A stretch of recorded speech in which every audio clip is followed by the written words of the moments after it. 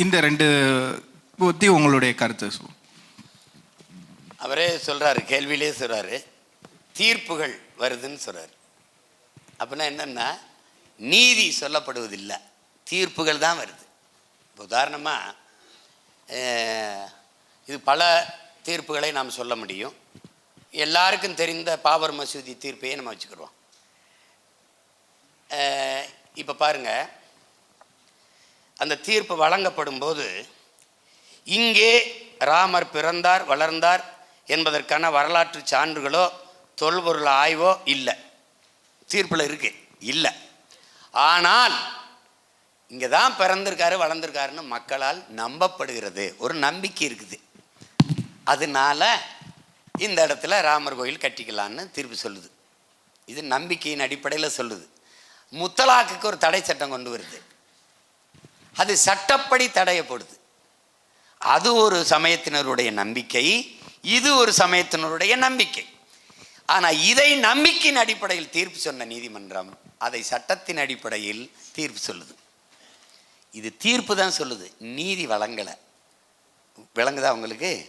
அப்போ என்ன சொல்லுது? பாபர் மசூதி இடிப்புக்கு வழக்குக்கு தீர்ப்பு வரப்போகுது. நீங்கள் இருக்கு பின்னோடிக்கு கூட பார்க்கலாம், என் தம்பி தங்கச்சிகிட்ட இருக்கு கேட்கலாம். நாடெங்கிலும் இருக்கிற அரசியல் தலைவர்கள் எப்படி தீர்ப்பு வருதோ அப்படியே ஏற்றுக்கிறணும், எந்த எதிர்வினையும் ஆற்றக்கூடாது, அப்படியே ஏற்றுக்கிறணும். இல்லைன்னா பல கொலைகள் விழும், ரத்த ஆறுகள் ஓடும், கலவரம் வெடிக்கும்னு எல்லா தலைவர்களும் அச்சுறுத்துறாங்க. ஒரே ஒருத்தன் தான் கேட்டேன், நாங்கள் செத்து விழுகிறோம், ரத்தம் சிந்துறோம், எங்களுக்கு தீர்ப்பு வேண்டாம், நீதி சொல்லுன்னு கேட்டது நான் ஒருத்தன் தான். இப்போ இருக்கு, என்னுடைய காணொலி நேர்காணலும் இருக்கு, அறிக்கையும் இருக்கு. தீர்ப்புகள் தான் வரும். இந்த நாட்டின் சட்டமும் தீர்ப்பும் மிக வேடிக்கையானது. என் உடன் பிறந்தார்களே, ஒரு வழக்கு நீங்கள் தெரிஞ்சுக்கணும், நினைவில் வச்சுக்கணும். குடிப்பதிலிருந்து விலக்கு கொடு, மதுக்கடைகளை மூட சொல்லி உத்தரவிடுங்கள் அப்படின்னு பொது வழக்கு நீதிமன்றத்துக்கு போகுது. அந்த நீதிமன்றம் தீர்ப்பு சொல்லுது, அரசின் கொள்கை முடிவில் தலையிட முடியாது. இது தீர்ப்பு. ஒரு வழக்கு போகுது, அரசே கொண்டு போகுது, நீட்டு தேர்வு எழுதுவதிலிருந்து விலக்களியுங்கள், மாணவர்களுக்கு விலக்களியுங்கள். இப்போ அதே நீதிமன்றம் சொல்லுது, நீட்டு தேர்வு எழுதுங்கள் என்று. அப்போ குடிக்க வைக்கிறதில் அரசின் கொள்கை முடிவில், குடிப்பதில் அரசின் கொள்கை முடிவில் தலையிட முடியாதுன்னு சொன்ன நீதிமன்றம் பிள்ளைகள் படிப்பதில் தலையிடுகிறது, அரசின் கொள்கை முடிவிலேயே தலையிடுது. இது தீர்ப்பா நீதியான்னு நீங்கள் தான் யோசிச்சுக்கணும். விளங்குதுன்னு நினைக்கிறேன். அப்போ இங்கே பாராளுமன்றங்கிறது சட்டமன்றம்ங்கிறது ஒப்புக்குத்தான். நீங்கள் காவிரி நதிநீர் உரிமையா நீதிமன்றம் போ, நீட்டு தேர்வு கேள்விக்குறியாயிருது. அப்போ அதனால தான் இங்கே வெற்று தீர்ப்புகள் இருக்குதே ஒழிய நீதி இல்லை. ஒரு வழக்கில் இங்கே பாருங்கள், கொஞ்சம் கவனிங்க, ஒரு வழக்கில் கீழமை நீதிமன்றம் குற்றவாளின்னு சொல்லும், உயர் நீதிமன்றம் நிரபராதின்னு விடுதலை செய்யும், மேல்முறையீடுன்னு ஒன்று போய் உச்ச நீதிமன்றத்துக்கு போகும்போது குற்றவாளின்னு சொல்லி தண்டிக்கும். ஒரு வழக்குக்கு 3 தீர்ப்பு கொண்டிருக்கிற நாடு நம்ம நாடு தான். அப்படின்னா என்ன ஆயிடுது? எங்கேயுமே நீதி இல்லைன்னு ஆயிடுது. அதனால நீதிமன்றம் என்ற வார்த்தையை எடுத்துவிட்டு தீர்ப்பு மன்றங்கள் என்று வைத்துக் கொள்வதுதான் சரியானது. வேற வணக்கம் பெரியப்பா. சொல்லுவா. நான் பல்லடம் அரசு பெண்கள் மேல்நிலை பள்ளியில் 11ஆம் வகுப்பு படிக்கிறேன். என் பேர் மிதுனா. ஒரு நாடு எப்போ பொருளாதார சுதந்திரம் அடையுதுன்னு நீங்கள் உணர்றீங்க? பொருளாதார விடுதலை பெறாத நாடு சுதந்திர நாடே கிடையாது.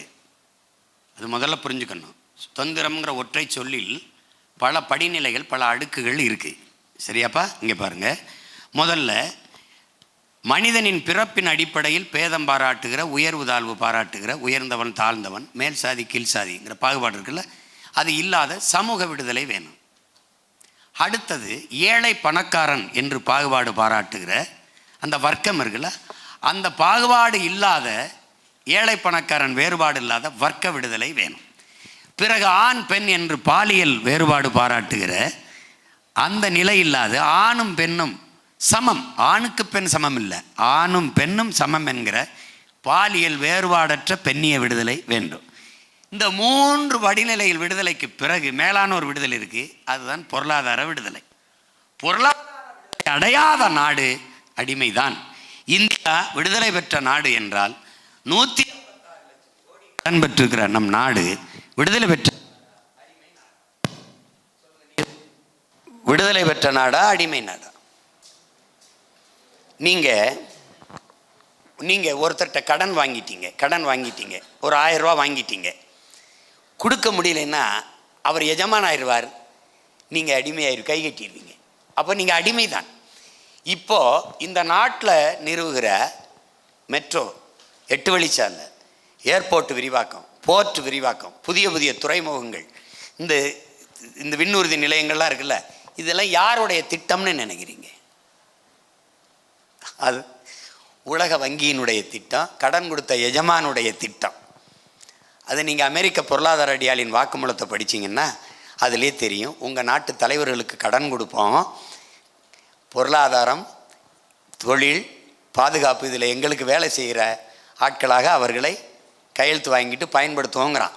அந்த உங்கள் நாட்டு தலைவர்கள் உங்கள் நாட்டில் ஏர்போர்ட்டு கட்டுதல், ரோடு போடுதல், இந்த போர்ட்டு துறைமுகம் கட்டுதல், இந்த மாதிரி வேலைகளை செஞ்சு தங்கள் இருப்பை தக்க வைத்துக் கொள்வார்கள்ங்கிறான். அப்போ பொருளாதார விடுதலை அடையாத ஒரு நாடு அடிமைதான். எஜமான் என்ன சொல்றாரோ அதான் நீங்க கேட்க முடியும். இப்போ விளங்குதுன்னு நினைக்கிறேன். அதனால பொருளாதார விடுதலை அடையணும்னா தற்சார்பு, தாய்மை, பசுமை பொருளாதாரத்துக்கு நீங்க வரணும். அது காந்தியினுடைய உதவியாளர் நம்ம தாத்தா ஜேசி குமரப்பா எழுதின புத்தகத்தை நீங்கள் தாய்மை பொருளாதாரம்னு இருக்கு, நீங்கள் வாங்கி படிங்க. அது இல்லைனாலும் பெரியப்பா அந்த புத்தகத்துக்கு இதெல்லாம் சொல்கிறேன் பாருங்கள், இருக்குது தாய்மை பொருளாதாரம். அதில் பொருளாதாரத்தின் படிநிலை, சேவை பொருளாதாரம், சந்தை பொருளாதாரம், இந்த ஜிஎஸ்டிலாம் சொல்லியிருக்காரு. அதுக்கு அடாவடி பொருளாதாரம்னு சொல்கிறார்.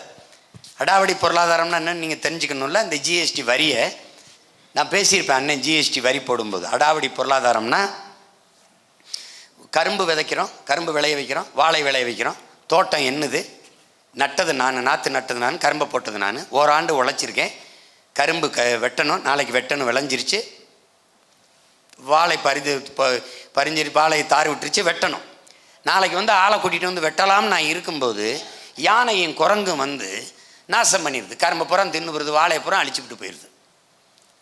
இதுக்கு நிலம் அதுக்கு சொந்தம் இல்லை, உழைப்பதுக்கு சொந்தம் இல்லை, தண்ணி பாய்ச்சலை, எந்த வேலையும் அது செய்யலை, பலனை முழுக்க அதை எடுத்துக்கிறது. இதுக்கு பேர் தான் அடாவடி பொருளாதாரம். இதுதான் ஜிஎஸ்டி. கடை என்னது, முதலீடு என்னது, உழைப்பு என்னது, வரிய பூரா அதை எடுத்துகிட்டு போயிடும், எனக்கு லாபம் இருக்காது. அப்படி தற்சார்பு, பசுமை, தாய்மை பொருளாதாரத்திற்கு எப்போ நம்ம வருகிறோமோ அப்போ தான் நம்ம பொருளாதார விடுதலை அடைய முடியும். உங்களுக்கு புரியுதுன்னு நினைக்கிறேன். இப்போ நீங்கள் வந்து காரை ஏற்றுமதி செய்கிறீங்க, சோறை இறக்குமதி செய்கிறீங்க, வெங்காயம் பருப்பை. நீங்கள் இப்போ இந்த காரை இப்போ என்ன சொல்கிறீங்கன்னா தொழிற்சாலை வரணுங்கிறீங்க, வரணும், அதுக்கு என்ன வரும், வேலை கிடைக்குங்கிறீங்க. வேலை கிடைச்சா என்ன கிடைக்கும், சம்பளம் கிடைக்கும். சம்பளம் கிடைச்சா அதை வச்சு என்ன பண்ணுவீங்க, பசியாமல் சாப்பிடுவீங்க. சாப்பாடு எங்கேருந்து வரும்? இந்த கேள்விக்கு பதில் இருக்கா? இல்லை. இந்த வேலையை கொடுத்த கொரியன் முதலாளி, இப்போ ஹொண்டாய்னு ஒரு தொழிற்சாலை இருக்குது, ஹொண்டாய் காரு. இந்த தொழிற்சாலை முதலாளி யார்? கொரியன். இந்த கொரியன் முதலாளிக்கு இந்த நாட்டு இளைஞர்களுக்கு வேலை கொடுக்கணும்னு வேண்டுதல் இருக்கா? இல்லை. அவர் ஏன் இங்கே வந்து செய்யணும்? மனித உழைப்பு மலிவாக கிடைக்குது. இவன் கொரியாவில் வேலை செஞ்சால் 4 லட்சம், இங்கே வேலை செஞ்சால் 50,000 அல்லது ஒரு 20,000க்குள்ள முடிச்சிடலாம். இப்போ இந்த உழைப்பை சுரண்டி உற்பத்தியை பெருக்கி லாபத்தை பல ஆயிரம் கோடி கொண்டு போகிற அவன் வாழ்வான், வளர்வானா? சம்பளத்தை மட்டும் வாங்கி சாப்பிட்ற நீங்கள் வாழ்வீர்கள், வளவீர்களா? இப்போ உங்கள் பொருளாதாரம் யாருக்கு கட்டமைக்கப்படுகிறது? முதலாளிகளுக்கு. நீங்கள் எல்லாம் படிக்கிறீங்க, நீங்கள் என்ன படிக்கிறீங்க? ஐடியில் போய் வேலை செய்வீங்க. நல்லா படிச்சிருக்காரு, எங்கே வேலை செய்வார்? அமெரிக்காவில். நல்லா படிச்சிருக்காரு, எங்கே வேலை செய்வார்? இங்கிலாந்தில். நல்லா படிச்சிருக்காரு, எங்கே வேலை செய்வார்? ஜெர்மனியில். என்ன வேலை செய்வார்? எந்த முதலாளிக்கு வேலை செய்வார்? அந்த முதலாளிக்கு. அந்நிய முதலாளிகளுக்கு வேலை செய்கிறதுக்கு தகுதியை தர்ற கல்வி அடிமை கல்வியா, விடுதலை கல்வியா? என்ன கல்வி அது? அப்போது எந்த விடுதலையும் நீ அடைய முடியாது. அப்போ தற்சார்பு, பசுமைனா இது வேளாண்மையை முன்னிறுத்தி கட்டப்படுகிற தாய்மை பொருளாதாரத்திற்கு வரணும். இப்போது சீனா வந்து made in China, Japan made in Japan, Singapore made in Singapore, India make in India. ஏன் நீ மேட் இன் இல்லை? நீ எது மேட் இன்? ஊதுபத்தி, சாம்பிராணி, சிரிக்காத. கற்பூரம். வேற எதை நீ மேடின் பண்ணுற? அதிகமாக குவார்ட்டர், பீர், பிராண்டி, விஸ்கி வேணா நீ மேடின் பண்ணுவ. வேற என்ன பண்ணுவ? நீ ரபேல் போர் விமானம் எந்த நாட்டில் வாங்கின? பிரான்ஸு. துப்பாக்கி எங்கே வாங்குற? ரஷ்யா. பீரங்க எங்கே வாங்குற? இஸ்ரேல். எல்லா நாட்டிலையும் ஆயுதம் வாங்கி எந்த நாட்டோட சண்டை போட்டு என்னை காப்பாற்றுவ? என்ன சிரிக்கிற? சொல்லு, யாராவது சொல்லு. எந்த நாட்டோட சண்டை போட்டு என்னை காப்பாற்றுவ? அப்போ தற்சார்பு இல்லை. ஆயுத தயாரிப்பில் கூட தற்சார்பு அடையாத நாடு பாதுகாப்பு எப்படி இருக்கும்? அப்போ இங்கே சிக்கல், இங்கே பிரச்சனை என்ன இருக்குதுன்னா, இதுதான் மிக முக்கியமான பொருட்களை கூட நாம் தயாரித்துக் கொள்வதில் அந்நிய நாடுகளில் கையேந்தி நிற்கிறோம்.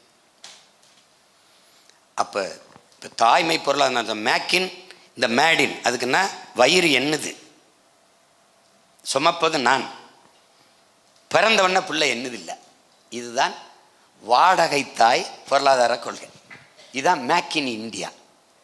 இப்போ தாய்மை பொருளாதாரம்னா, ஒரு வாடகை தாய் மாறை திறந்து பால் ஊட்டும் போது அவளுக்கு மனநிறைவு அடைய மாட்டா, வராது. பால் ஊட்டிட்ட பிறகு அந்த பால் ஊட்டியதற்கு கூலியை காசு கொடுப்பேன் பாரு, அந்த காசை கையில் வாங்கும்போது மனநிறைவு அடைவா. அது வாடகை தாய் பொருளாதாரம். தாய்மை பொருளாதாரம் அப்படின்னா, பெற்ற தாய் இருக்கல்ல, அவள் குழந்தைக்கு பால் ஊட்டும் போதே மன நிறைவடைஞ்சிருவா. இதுதான் தற்சார்பு தாய்மை பொருளாதாரம். அது வாடகை தாய் பொருளாதாரம். இப்போ நாம் பின்பற்றுவது வாடகை தாய் பொருளாதார கொள்கை, நாம் முன்வைப்பது தற்சார்பு பசுமை தாய்மை பொருளாதார கொள்கை. அதுதான் ஒரு நாட்டின் எதிர்காலத்திற்கும் பாதுகாப்புக்கும் நல்லது. இது நான் சொல்லலை, நேரு, அண்ணல் காந்தி, ஜேசி குமரப்பா நம்ம தாத்தா, அம்மையார் இந்திரா காந்தி, நம்ம தாத்தா காமராஜ், எல்லா தலைவர்களும் சொன்னது தற்சார்பு பொருளாதாரம் தான் ஒரு நாட்டின் எதிர்காலத்திற்கும் பாதுகாப்புக்கும் நல்லது. விளங்குதா? அந்த விடுதலை அடையாத வரை நாம் எந்த விடுதலையும் அடைய முடியாது. வேற அண்ணா வணக்கம் அண்ணா. இப்போ இருக்க இளைஞர்கள்லாம் நடிகர்கள் கட்சி தொடங்கிட்டாங்க அப்படின்னு சொல்லிட்டு அவங்கள பிரபலத்துக்காக கட்சி கொள்கைகள் பார்க்காம போய் சேர்றாங்க. இது பற்றிய உங்களுடைய கருத்து? இந்த சூழலை எப்படி நம்ம மாற்றலாம்?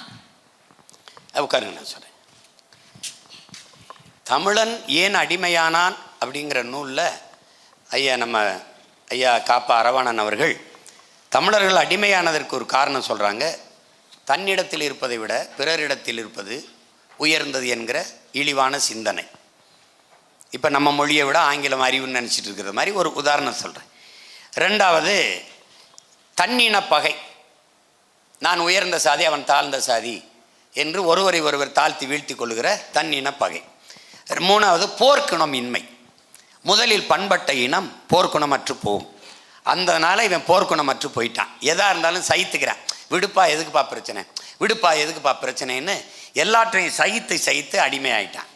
அடுத்தது அவர் சொல்கிறது அளவு கடந்த திரைக்கவர்ச்சி. இந்தியாவில் இத்தனை மாநிலம் இருக்குது, எல்லா மாநிலங்களிலும் திரைப்படம் இருக்குது, சினிமா இருக்குது. ஆனால் இந்த நிலத்தில் மட்டும்தான் திரைப்படத்தில் நடித்தால் மட்டுமே நாடாள போதும், அதற்கான தகுதி வந்து விடுதுன்னு எண்ணுகிற எண்ணம் இருக்குது. பொழுதுபோக்குங்கிறது வாழ்க்கையின் பயணத்தில் ஒரு சற்று இளைப்பாறுதல் தான். உங்களுக்கு விளங்குதுன்னு நினைக்கிறேன். அந்த இளைப்பாறுதலே முழு நேரமும் ஒரு வாழ்க்கையை ஆயிர முடியாது. இப்போ பொழுதுபோக்கு அப்படிங்கிறது ஒன்று பாருங்கள். பொழுதுபோக்கிலும் கேளிக்கையிலும் நாட்டம் கொண்ட ஒரு இனத்தின் மக்களை புரட்சிக்கு ஒருபோதும் தயார் செய்ய முடியாது. அருகில் இருக்கிற கேரளாவில் மம்முட்டி, மோகன்லாலை விட சிறந்த நடிகர்கள் உண்டா? ஏன் அவங்க கட்சி தொடங்கலை? மம்முட்டிக்கிட்ட இதே மாதிரி ஒரு ஊடகவியலாளர் கேட்குறார், நீங்கள்லாம் ஏன் அரசியலுக்கு வர்றதில்லைன்னு. எங்கள் நாட்டு மக்கள் இளைஞர்கள் திரையரங்குகளில் தங்கள் தலைவர்களை தேடுவதில்லையேன்று போயிட்டார். பிரேம் நசீர் உங்களுக்கு தெரியுமா? மலையாளத்தின் உச்ச நட்சத்திரம், சூப்பர் ஸ்டார். 500 படங்களை முதலில் நடித்தவர் அவர்தான். அவர் காங்கிரஸில் இருந்தார். மேடையில் பேசும்போது பிரேம் நசீர் பேசுகிறார். காங்கிரஸ் கட்சியில் கூட்டத்தில் இருக்கிற எந்திரிச்சவன்லாம் அவரை உட்கார சொல்லு அப்படின்னு சொல்கிறான். பக்கத்தில் இருந்த ஒரு தலைவர் ஒளி வாங்கிக்கிட்ட போய், ஹே அமைதியார் உட்கார், அவர் எவ்வளோ பெரிய நடிகர் தெரியுமா அப்படின்னு சொல்கிறார். அவன் சொல்கிறான், அதனால தான் சொல்கிறேன் அவரை உட்கார சொல்லு, பக்கத்தில் இருக்கிற பேச சொல்லுன்னு. உனக்கு புரியுதா? அவனை போய் நடிக்கிற வேலையை பார்க்க சொல்லு, நடிக்கிற வேலையை பார்க்க சொல்லு அப்படின்னு. இந்த பிரேம் நசீர் லட்சக்கணக்கான ரசிகர்களை எல்லாம் வர சொல்லிட்டார். எதுக்கோ பிரேம் நசீர் சேட்டன் கூப்பிடுறாருன்னு கூட்டிட்டான். மேடையில் நான் ஒரு கட்சி ஆரம்பிக்க போகிறேன்றாரு. செருப்பு கழட்டி வீசிட்டான். நடந்தது, இறங்கி போயிட்டார். இது வரைக்கும் இவனுக்கு அந்த எண்ணம் வரல.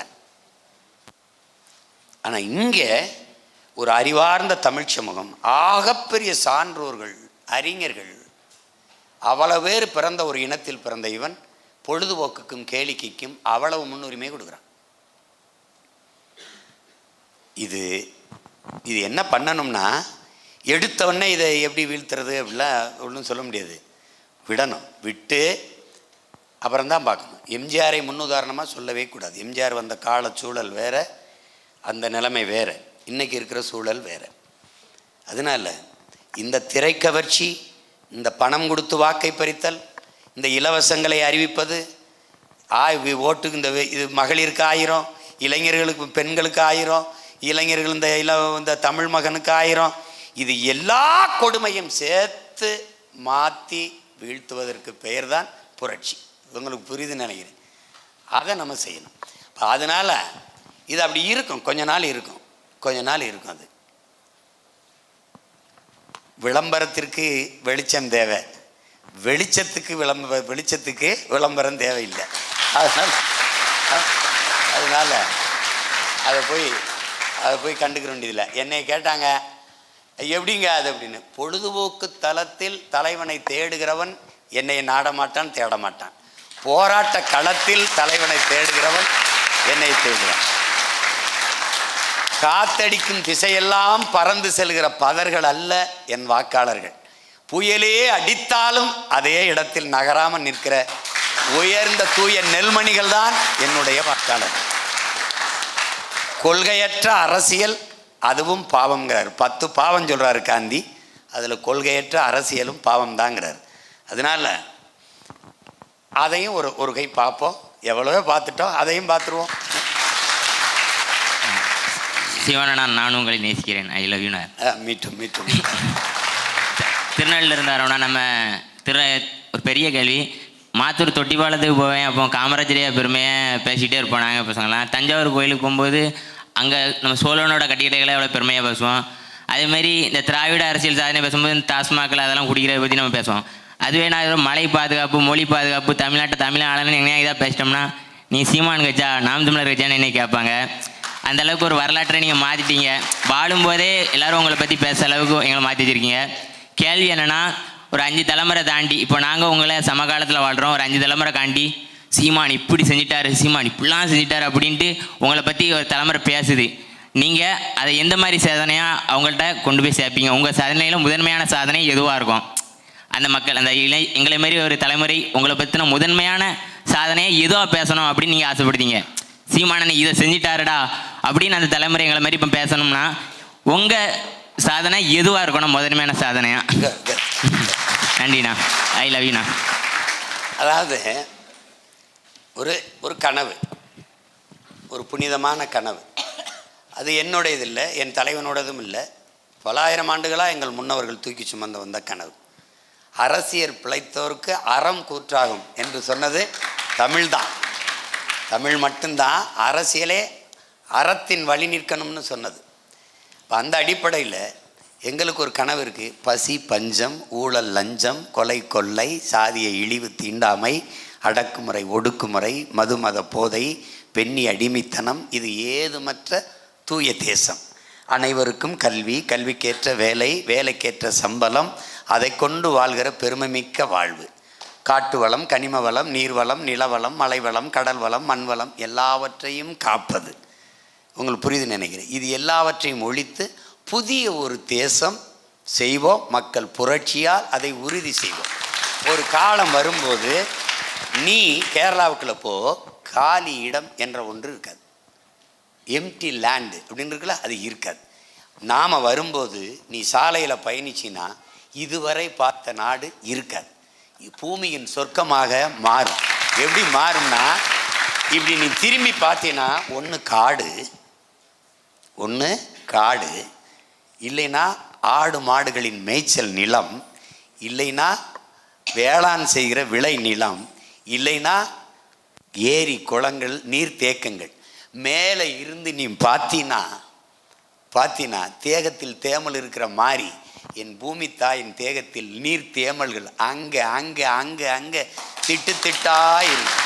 நீ எதையும் சொல்ல முடியாது. தூய காற்று சுவாசிக்க, தூய நஞ்சில்லா உணவு, அதுவே எம் கனவு. தூய காற்று, குடிக்க நல்ல நீர், படிக்க நல்ல கல்வி, பார்க்க வேலை, எரிக்க தடையற்ற மின்சாரம், நடக்க நல்ல பாதை, இது எல்லாம் நம்முடைய கனவு. இப்படி ஒரு தேசத்தை நீ திரும்பி பார்க்கும்போது சிங்கப்பூரை படைச்ச லீ குவான் யூ ஞாபகத்துக்கு வரானோ இல்லையோ, தமிழ்நாட்டு பிள்ளைகளுக்கு சீமான் ஞாபகம் வருது. புரியுதா? என் மகனுக்கு வருதோ இல்லையோ, என் மகனோட என் மகளோட மகள்களுக்கு வரும். எங்க தாத்தா அப்படி பண்ணிருக்காண்டா, அப்படி பண்ணிருக்கான் பாரு. அப்படி புரியுதா? காமராஜர் பேரே இல்லாம ஒழிப்போம். தாத்தாவை மிஞ்சிட்டாயா பேரன், என்னையா தாத்தா காமராஜர் என்ன எங்காலும் எப்படி பண்ணிருக்கான்னு தெரியுங்களா? அப்படி சொல்ற மாதிரி பண்ணிடுவோம். போட்டி போடுவோம். ஏன்னா நீங்க தான் நல்லாட்சி கொடுப்பீல, சரி வாங்க போடுவோம். அப்படி போடுவோம். நம்மளால முடியாதா என்ன? பெரியப்பா வணக்கம். சொல்றாங்க. அரசியல் இருக்கக்கூடிய ஆரியர்களையும் திராவிடர்களையும் நீங்க களை எடுக்கிறீங்க. அதே போல தொல்லியலையும் வரலாற்றுலையும் இருக்கக்கூடிய ஆரியர்களையும் திராவிடர்களையும் நான் களை எடுக்கணும்னு நினைக்கிறேன். தொடர்ந்து இந்த பாதையில பயணிச்சு தமிழர் வரலாற்றை மீட்டெடுப்பேன்னு நம்ம பெரிய பெரியப்பா பிரபாகரன், தேசிய தலைவர் பிரபாகரன் மீது உறுதியேற்கிறேன். இப்போ என்னோட கேள்வி என்னன்னு பார்த்தீங்கன்னா, எப்படியெல்லாம் தமிழர் வரலாற்றை ஆரியமும் திராவிடமும் சேர்ந்து மறைச்சிருக்கு? அதுதான் இது உட்கார மாலை. எப்படின்னா, என் மகளுக்கு ஒன்று சொல்லுவேன், அந்த ஆரிய திராவிடத்தை களை எடுக்கிறத விட அந்த கலைகளுக்கு இடையிலிருந்து நம்ம பயிரை தனியாக எடுக்கிறதா இப்போ முதன்மையான வேலையாக இருக்கு. என்னன்னா, திட்டமிட்டு தமிழரின் அடையாளங்களை, தமிழர் வரலாற்றை இவர்கள் மறைத்தார்கள். நல்லா கவனிச்சுக்கணும். இதுக்கு உதாரணமாக, தெற்காசிய முழுமைக்கும் பரவி வாழ்ந்தவர்கள் தமிழர்கள் தான். மற்ற எல்லா இனங்களும் வந்து குடியேறியவர்கள். இது ஹார்வர்ட் பல்கலைக்கழக பேராசிரியர்கள் டோனி ஜோசப்பும் ரிச்சர்டு மார்ட்டினும் ஆங்கிலத்தில் கட்டுரை இருக்குது, நீங்கள் பார்க்கலாம். இந்த இந்திய துணைக்கண்டம் முழுமைக்கும் பரவி வாழ்ந்தவர்கள் தமிழர்கள் தான். தமிழை தாய்மொழியாக கொண்ட நாகர்கள் தான். இந்த நாட்டை என் நாடு என்று சொந்தம் கொண்டாடி கொள்ள ஒரே ஒரு இனத்திற்குத்தான் உரிமை உண்டு, அது தமிழர்களுக்கு மட்டும்தான் என்று அண்ணல் அம்பேத்கர், புரட்சியாளர் சட்ட மேதை அண்ணல் அம்பேத்கர் சொல்கிறார். இப்படி இருந்த ஒரு இனக்கூட்டம் சிறுக சிறுக சிதைந்து வீழ்ந்ததற்கு காரணம் மொழி திரிவு. வெள்ளையாக இருக்கிறவன் மொழி ஒரு பெருமைக்குரியது, சிறந்தது என்று கருதி நம் தாய்மொழியோடு பிறமொழி கலந்து கலந்து பேசியதால் பிளந்து பிரிந்து சிதைஞ்சிட்டோம். அப்படி வரும்போது இப்போ ஒரு கேள்வி அண்ணன் கேட்குறேன், சிவன் யாருன்னு சொல்லுங்க. யாருடைய இறை? முருகன் யாருடைய இறை? சரி, இந்த பெருமாள் யாருடைய இறை? பெருமாளுங்கிற சொல் எந்த மொழி சொல்? 63 நாயன்மார்களில் 63 நாயன்மாரில் தமிழனை தவிர வேறு மொழிக்காரன் எவனாவது இருக்கானா? 12 ஆழ்வார்களில் யாராவது வேறு மொழிக்காரன் இருக்கானா? 18 சித்தரில் வேறு யாராவது இருக்கானா? ஆமாம், ஆண்டாள் பாசுரம் எதில் பாடப்பட்டது? ஆண்டாள் கோயிலில் இன்றைக்கி ஸ்ரீவில்லிபுத்தூரில் தமிழில் பாடப்படுதா? அப்போ இப்போ புரியுதா உங்களுக்கு? வணங்குகிற கடவுளையே கடன் கொடுத்த ஒரு இனத்தின் மக்கள் நான். உங்களுக்கு விளங்குதுன்னு நினைக்கிறேன். உன்னுடைய பெருமாள் எங்களுடைய மாயவன், எங்களுடைய மாயவன், எங்களுடைய கண்ணன். நாங்கள் வணங்குகிற தெய்வத்திற்கு மால் என்றால் கருப்பு, வணங்குகிற தெய்வத்தை பெருமாள் திருமால் என்று மரியாதையாக அழைச்சான். அதான் நீங்கள் வணங்குகிற பெருமாள் திருமால். நீ என் தெய்வத்தை நான் கும்பிட்டு போ அப்படின்னு விட்டுருக்கு. ஆனால் இதையெல்லாம் கையில் எடுத்தவன் முருகனை விட்டான். ஏன்னா அவன் தமிழ் கடவுள் என்று கடைசி வரை அடையாளப்படுத்திட்டான். இத்தனை கட்சி இருக்கும்போது நம்மளை மட்டும் இவன் தமிழனுக்கான கட்சின்னு தள்ளுறது மாதிரி நம்ம மூதாதை முருகனையும் அவன் தள்ளிட்டான். ஏன் விட்டு போயிருக்கான்னா, பாவம் தமிழங்களுக்கு அவராது இருக்கட்டும்னு விட்டுருக்கான். கோகுலுக்கு புரிதுன்னு நினைக்கிறேன். இதில் மறைக்கப்பட்ட வரலாறு முன்னதை விடு. இப்போதைக்கு உனக்கு வீரன் என்றால் யாரு? மராட்டிய மன்னன் சிவாஜி தான். அப்போ எங்கள் பாட்டன் தீரன் சின்னமலை புலித்தேவன் மருதுபாண்டி அழகுமுத்துக்கோனு சுந்தரலிங்கம் இந்த பெரும்பிடுகு முத்தரையர் பண்டாரவண்ணியை எங்கள் பாட்டங்களாம் இருக்காங்கல்ல, மருதுபாண்டி எங்கள் அப்பத்தா வேலுநாச்சியாரெலாம் ஒட்டடை குச்சி வச்சு வீடை ஒட்டடை அடிச்சுட்டு இருந்தாங்களா, அவங்க வாழும் வேலை வச்சு சண்டை செய்யலையா? அவ்வளோதான் வரலாறு. சான்சி ராணி அவள் தான் வீரப்பெண். நம்ம பாட்டி பிறந்து வேலுநாச்சியார் பிறந்து இறந்து 85 ஆண்டு கழிச்சு தான் அவன் பிறக்கிறான், மணிக்கர்ணைங்கிற பெண். அப்போ நீ என்ன எழுதியிருக்கணும், வரலாற்றை எப்படி கொடுத்துருக்கணும்? வடநாட்டின் வேலுநாச்சியார்னு சான்சிராணி எழுதுறதுக்கு பதிலாக தென்னாட்டின் சான்சிராணின்னு எங்கள் பாட்டியை எழுதிட்டேன். வல்லபாய் பட்டேலை நீ படிச்சுட்டு வர, நம்ம பாட்டை வஉசியை நீ படிச்சிருக்கிய? வஉசியோட பெரியதா வல்லபாய் பட்டேல்? மாடு செக்கை இழுக்கிறதுக்கு எவ்வளவு திணறுன்னு பார்த்துருக்கிய? மண்ணின் விடுதலைக்கு ஒரு மனுஷன் இழுத்துருக்கிறாரு. அந்த செக்கை நீ பார்த்துருக்க வாய்ப்பில்லை, நான் பார்த்துருக்கேன். ஏன்னா அவர் இருந்த சிறைக்கு அறையில் அடுத்த அறையில் இருந்தவன் நான். அந்த சிறையில் கோவையில் செக்கிழுத்த செம்மல் வாவு சிதம்பரனார் இருந்த அறை, அதுக்கு பக்கத்தில் பேரனா இருந்த அறை இருக்கு. இப்போ எங்கள் ஐயா மணியரசன் சொல்கிறாங்க, நம்ம பாட்டன் இந்திய தேசிய விடுதலைக்கு செக்கில் தான், நாம் தமிழ் தேசிய விடுதலைக்கு போராடுறோம். என்ன ஒற்றுமை? அவன் இந்த அறையில் இருந்திருக்கான், நம்ம இந்த அறையில் இருக்கிறோம், அவ்வளோதான். அவர் இழுத்த செக்கு இன்னும் இங்கே ஒரு நினைவாக வச்சுருக்கான், அந்த செக்கை வச்சுருக்கான். அதை தொட்டு நாங்கள் பார்ப்போம், சரி நம்ம பாட்டை இந்த செக்கை எழுதிருக்கான்னு. அவரை விட பெரிய ஈகம் செஞ்சவருக்கானா? அவர் அப்பா வழக்கறிஞர், தாத்தா வழக்கறிஞர், அவர் வழக்கறிஞர். அன்னைக்கு ஒரு நாள் நேர்னிக்க அன்னைக்கு காசு 50,000. இப்போ எவ்வளோ பெரிய பணக்காரன் இருந்திருக்கான் பாரு. அவ்வளோ சொத்தையும் நாட்டு விடுதலைக்கு விற்றுட்டு கடைசியாக மன்னனை விற்று சாப்பிட்டவன். அவனை விட வல்லபாய் பட்டேல் பெரியால 3000 கோடியில் செலவு வச்சுருக்கேன். எங்கள் பாட்டனுக்கு என்ன வச்சுருக்கேன்? அப்போ வரலாற்றில் மறக்கடிக்கப்படுறோம். இவங்களுக்கு புரிதுன்னு நினைக்கிறேன். உலக அதிசயங்கள்லே ஆகச்சிறந்த அதிசயம் பெருவுடையார் கோயில் தான். நம்ம பாட்டம் கட்டின தஞ்சை பெரிய கோயில் தான். நம்மளால் அரசியலாக வென்று அதை நிறுவி கொண்டு வர முடியல. இப்போ உலக தாய்மொழி நாள் எதுன்னு சொல்லுங்கள், எந்த நாள்னு சொல்லுங்கள்? February 10. 10 எவ்வளவு? 21. இந்த 21 ஏன்னு சொல்லு. யாரோட போராட்டத்துக்கு அந்த நாள் அறிவிக்கப்படுது? February 21. பங்களாதேஷுங்கிற பங்காள மொழி எப்போ வந்துச்சு? தமிழ் மொழி எப்போ வந்துச்சு? இந்திங்கிற மொழியினுடைய அந்த வாழ்நாளை இன்னும் வந்து 500 ஆண்டையே தொடலை. நம்ம 50,000 ஆண்டுகளுக்கு மூத்தவன். உங்களுக்கு விளங்குதுன்னு நினைக்கிறேன். இந்தியை திணிக்கும் போது 1935 மொழி போராட்டம் வந்துருச்சு. என் மகன் கூட சொல்கிறான், தாளமுத்து நடராஜன்னு சொல்கிறான். நடராஜன் தாளமுத்து, நடராஜனுக்கு பிறகுதான் தாளமுத்து உயிரீகம் செய்கிறார். இங்கே நமக்குள்ள ஒரு குழப்பம் இருக்குது. இயலிசை நாடகம் அப்படின்னு இயலிசை நாடகம்ங்கிறோம். முதல்ல தோன்றியது இயலா இசையா நாடகமா? முதல்ல தோன்றியது நாடகம், அதற்கு பிறகு இயல், அதற்கு பிறகு இசை.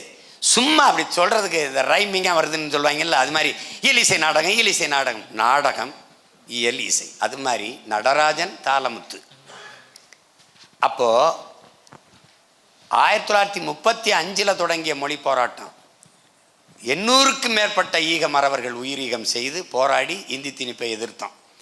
உண்மையிலேயே தாய்மொழி நாளாக நடராஜன் இறந்த நாள் தான் வந்திருக்கணும். ஏன் வரல? பங்களாதேஷ் வங்க மொழிக்கு ஏற்பட்ட போராட்டம்ங்கிறது ரொம்ப சின்ன போராட்டம். அதே February 21 தாய்மொழி உலக தாய்மொழி நாளாக அறிவிக்க காரணம் என்ன? அவன் கிளைம் பண்ணுறான். அவனுக்கு ஒரு நாடு வந்தோன்னா அதை கிளைம் பண்ணி அதை போட்டு கேட்டு வாங்கிடுறான். நம்மளுக்கென்று இருந்த அதிகாரம் அதை பேசலை. ஏன்னா ஆட்சியில் இருந்தவன் எவனும் தமிழன் இல்லை, தமிழனுக்கானவனும் இல்லை. நீ எதிர்த்தது எதை எதிர்த்த? இந்தியாங்கிற நாடு பெரிய நாடு தெற்காசிய கண்டத்தில் பிராந்தியத்தில். இவன் சொன்னாதான் அது வந்து அங்கீகரிக்கப்படும் உலக தாய்மொழி நாளா. அவன் தாய்மொழியை நீ எதிர்த்துட்ட. பங்களாதேஷ் ஒரு சின்ன எண்ணிக்கையில் இருக்கிற மக்கள் தொகை கொண்ட நாடு, வங்க மொழியை கொண்ட நாடு. அந்த நாடு அவன் எதிர்த்தது உருத. இஸ்லாமிய மக்களின் மொழியை ஒரு இஸ்லாமிய மக்களின் மொழி இன்னொரு இஸ்லாமிய உருதை எதிர்த்துட்டான். அதனால தன் தாய்மொழியை எதிர்த்த தமிழை நிராகரிச்சுட்டு உருதை எதிர்த்த வங்காள மொழியை உலக தாய்மொழி நாளாக அங்கீகரித்து விட்டான்.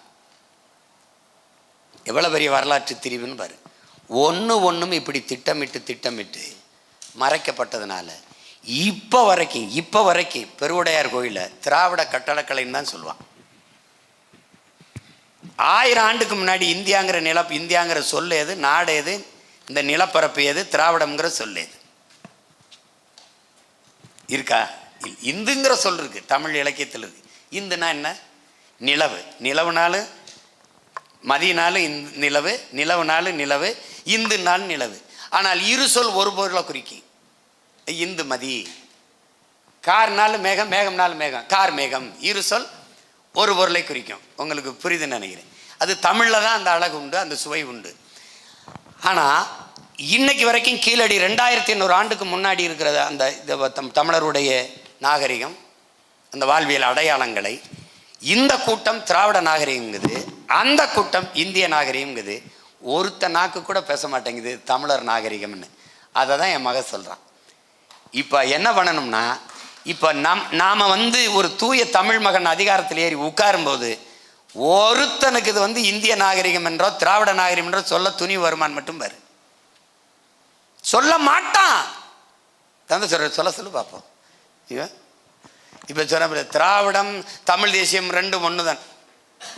திராவிடம்னா என்ன, தமிழ் தேசியம்னா என்ன? இப்போ என்ன தெரியுதுன்னா, உனக்கு இதுவும் சரியா தெரியல, இதுவும் சரியா தெரியல.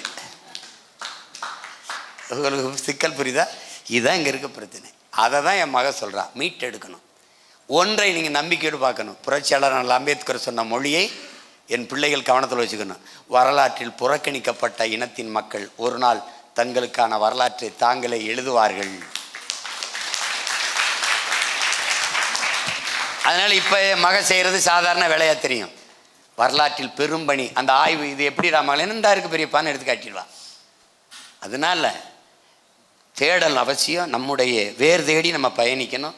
அந்த பயணத்தை என் மகள் செய்கிறார். வாழ்த்துக்கள், பாராட்டுக்கள். வேற அப்பா, உங்களுக்கு என்னோட ஒரு அன்பான கவிதை மட்டும் சொல்லணும்னு நினைக்கிறேப்பா. சரி சொல்லு. அன்பான கவிதை காதலிக்கு தாண்டா சொல்லணும், அப்பாவுக்கு தாண்டா சொல்லுவேன். அப்பா, காதலிக்கு சொல்ல வேண்டிய வயசு தான்ப்பா, இருந்தாலும் நான் உங்களுக்கு காதலிக்கிறதுனால சொல்றேன்ப்பா. சரி சொல்லு. சரி சொல்லு. நெருப்பானவர் தமிழீழத்தில் பற்றி எறிந்த குருதித்தீயை எங்களுக்குள் பற்ற வைத்ததால், நீரானவர் ஆறு போல தன் பாதையும் தன் பயணத்தையும் மாற்றிக்கொள்ளாததால், காற்றானவர் சமூக அநீதிகளை வீசி எறிவதால், நிலமானவர் ஆதரவற்ற அன்னை தமிழ் சமூகத்தை ஆதரிப்பதால், ஆகாயமானவர் அது மழை பொழிந்து எங்களை வளமைப்படுத்துவது போல இவர் மொழி பொழிந்து எங்களை வளமைப்படுத்துவதால், ஒப்புமைப்படுத்த முடியாத ஒப்பற்றவர் எங்கள் தாய்ப்புலி, எங்கள் பெரியப்பா செந்தமிழன் சீமான் அவர்கள்.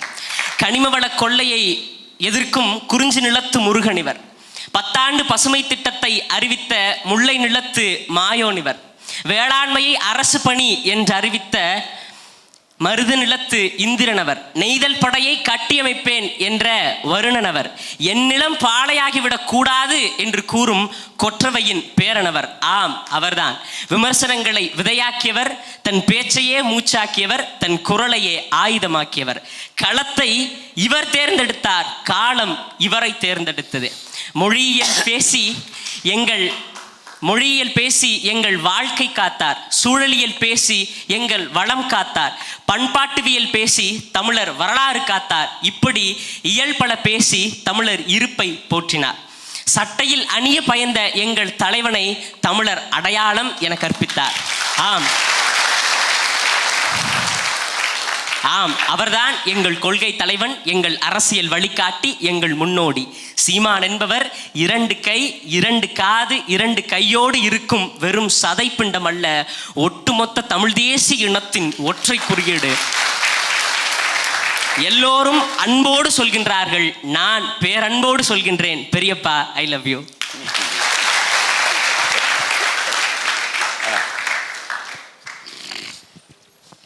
எனது அரசியல் தகப்பனாருக்கு என் முதல் வணக்கம். இந்த அரங்கத்தில் இருக்க எல்லாருக்கும் என் முதல் வணக்கம். நான் திருநெல்வேலியிலேருந்து வரேன். என் பேர் காடுவெட்டி வேலு. எங்கள் அப்பா கிட்ட நான் ஒரே ஒரு கேள்வி கேட்டேன். அது என்னென்னா, திருநெல்வேலி மாவட்டத்தில் ஒரு மாதத்துக்கு ஒரு கொலை நடக்கு. கொலைங்கிறது ரொம்ப சாதாரணமாக நடக்கு. அப்போது நான் அப்பாட்ட, அப்பா என்னப்பா இப்படி சாதாரணமாக நடக்கு என்னப்பான்னு கேட்டேன். அது எங்கள் அப்பா சொன்னார், மகனே அரசன் அஞ்சு கொள்வான், தெய்வம் நின்று கொள்ளும்.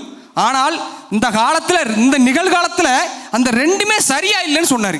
அதனால நம்ம தான் மகனே கொஞ்சம் பயபத்திரமா பார்த்து போயிட்டு வரணும், எந்த இதுவும் வைக்கக்கூடாதுன்னு சொன்னார். அதே கேள்வியை நான் என் அரசியல் தகப்பனார்கிட்ட இப்போ கேட்க, இப்போ இந்த கொலைகளுக்கு என்ன ஒரு நிரந்தர தீர்வு? அடுத்து ஒரே ஒரு தீர்ப்பில் இந்த மாற்றங்கள் வர்றதுக்கு என் அரசியல் தகப்பனாரின் அந்த ஒற்றை தீர்வு என்ன? அது ஒன்று தான். மகனே சொல்கிறான், அரசு அன்று கொள்ளும், தெய்வம் நின்று கொள்ளும்னு. சாதி மதமும் இன்றே கொள்ளும். அதுதான் இங்கே இருக்கிற பிரச்சனை. அதுக்கு தான் அடிச்சுக்கிறாங்க. திருநெல்வேலியில் அதிகமாக கொலை விழுவதற்கு காரணம் இந்த சாதிய மோதல்கள் தான், வேறு எந்த இதுவும் இல்லை. அது எங்கேனா பள்ளி கல்லூரிகள், பள்ளித்தளத்தில் இருந்தே அது அந்த சிறு வயதிலிருந்தே, இளம் உள்ளங்களிலிருந்தே அது களையப்படணும். அது இல்லாமல் அங்கே போய் அதை ஊக்கப்படுத்தி அதை சின்ன வயசுலேருந்து அந்த நஞ்சை புகுத்தி வர்றதுனால தமிழர்களுக்கு அன்பு பிள்ளைகள் உணரணும். திட்டமிட்டு மொழிப்பற்று இனப்பற்று இல்லாது ஒழிக்கப்பட்டு சாதிப்பற்று மதப்பற்று ஊட்டப்பட்டது. மொழிப்பற்று இனப்பற்று இல்லாதனால, சாதிப்பற்று மதப்பற்று கொண்டதுனால இந்த இனம் பிளந்து பிரிந்து சிதைந்து வீழ்ந்துட்டது. தன் தாய் நிலத்திலே அரசியல் அதிகாரமற்ற அடிமையாக மாறிட்டது. கடும் சட்டங்கள் மூலமாக என் மகன் சொல்கிறார், இதை தடுக்க ஒரு வழி இல்லையான்னு. ஒரே வழி இருக்குது. உங்கள் பெரிய பே அதிகாரத்துக்கு வந்தால் ஒரு வய கத்தி எடுக்கணுங்கிற சிந்தனையே வராது. ரவுடிசம்னு ஒன்று இருக்காது. கொலை பண்ணணுங்கிறது ஒன்றும் கிடையாது. நீ கொலையை பண்ணிவிட்டு 90 நாள் கழித்து வெளியில் வர்றது சாட்சி இல்லை.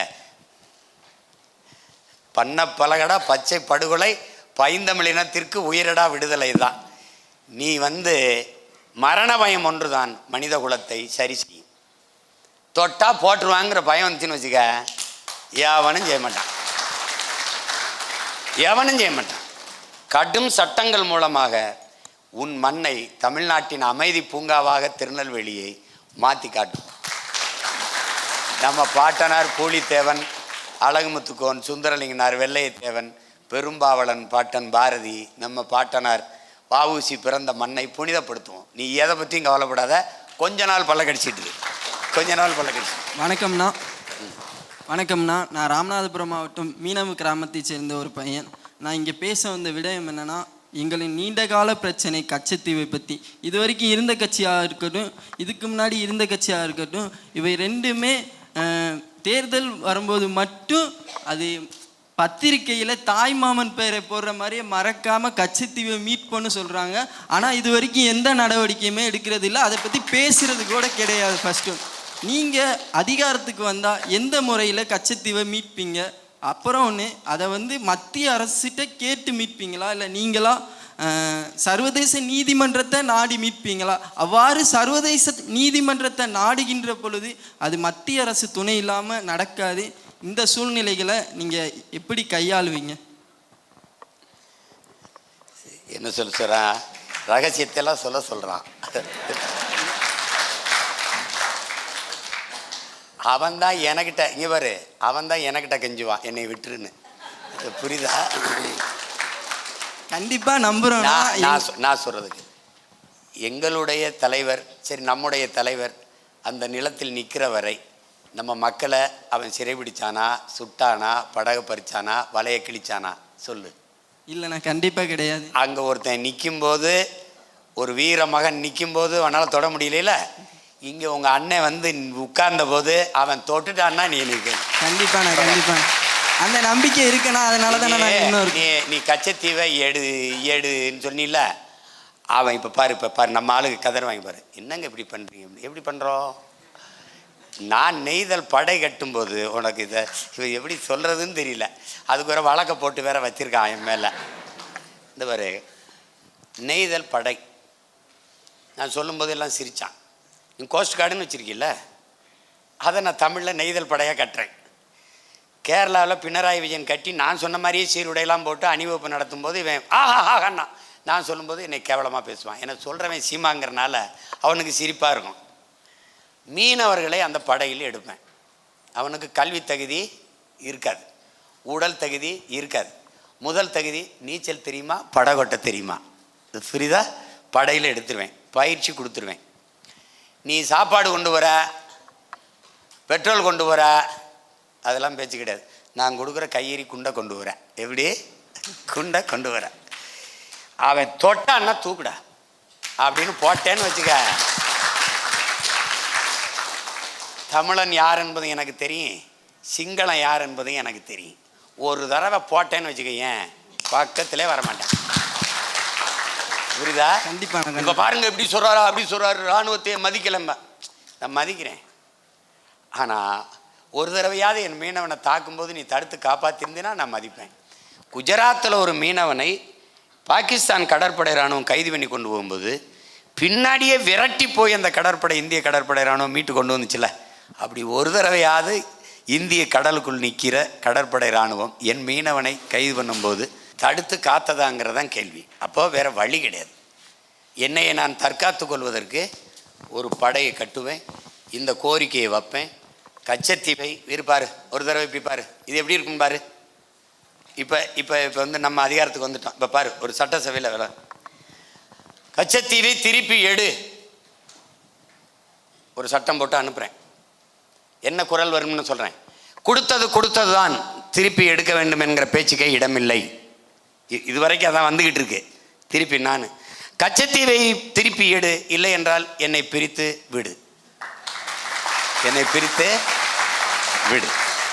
இப்போ கச்சத்தீவு இந்தியாவோடதா? கேள்வி இல்லை. அது யாரோடது?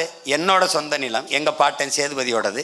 மன்னர் மானிய ஒழிப்பில் நீங்கள் எடுத்து அதை கொடுத்துட்டீங்க. சரி, இப்போது என் இனத்தின் வரலாற்று பகைவன் என் இன மக்களை சுட்டுக் கொள்வதை, தொடர்ச்சியாக சுட்டுக் கொள்வதை சகித்து கொண்டு நான் இருக்கணும்னு நீ நினைக்கிறியா?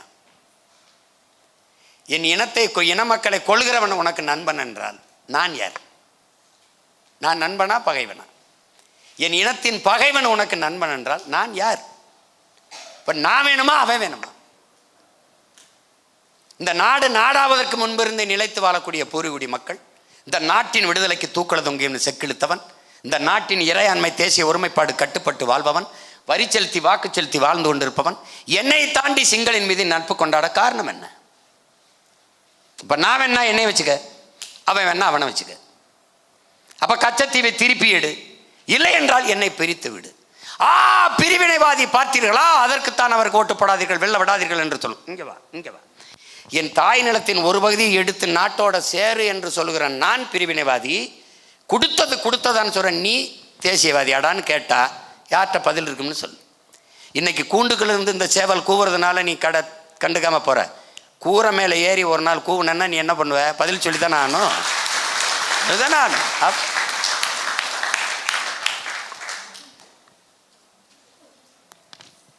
என் தாய்மொழி தமிழ் என்றும் அது வெறும் பேச்சல்ல எனது உயிர் மூச்சு என்று எனக்குரைத்த என் பெரியப்பா செந்தமிழன் சீமான் அவர்களுக்கு இந்த அன்பு மகளின் கவிதையை மொழிகிறேன். இந்திய வரைபடத்தில் கண்டேன் இறுதியாக அகப்பட்டது. மதிப்பெண்ணுக்காக மனனம் செய்து கொண்டிருந்தேன்.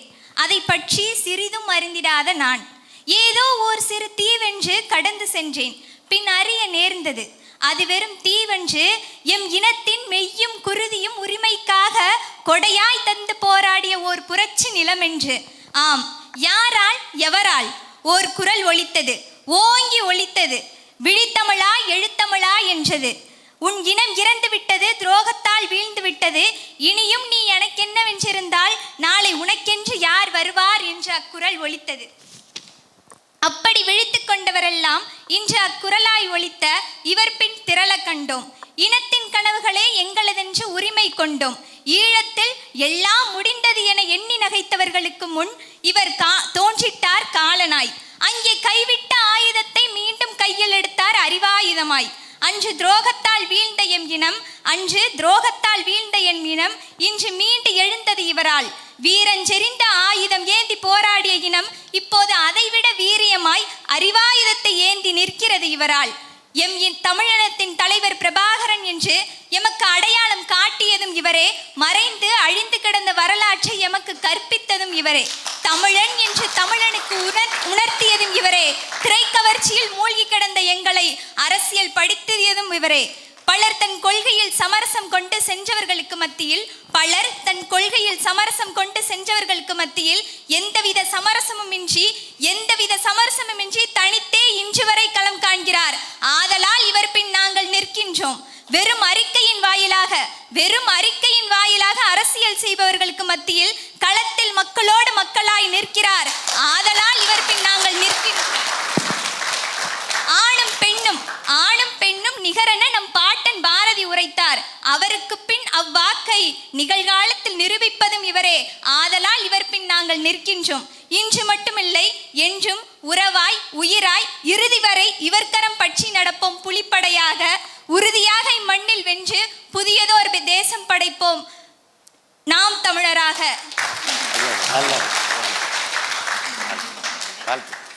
வேற மாணவர்கள்ட்ட. வணக்கம் ஐயா. நான் பாரதி பிறந்த மண்ணிலேருந்து வரேன்.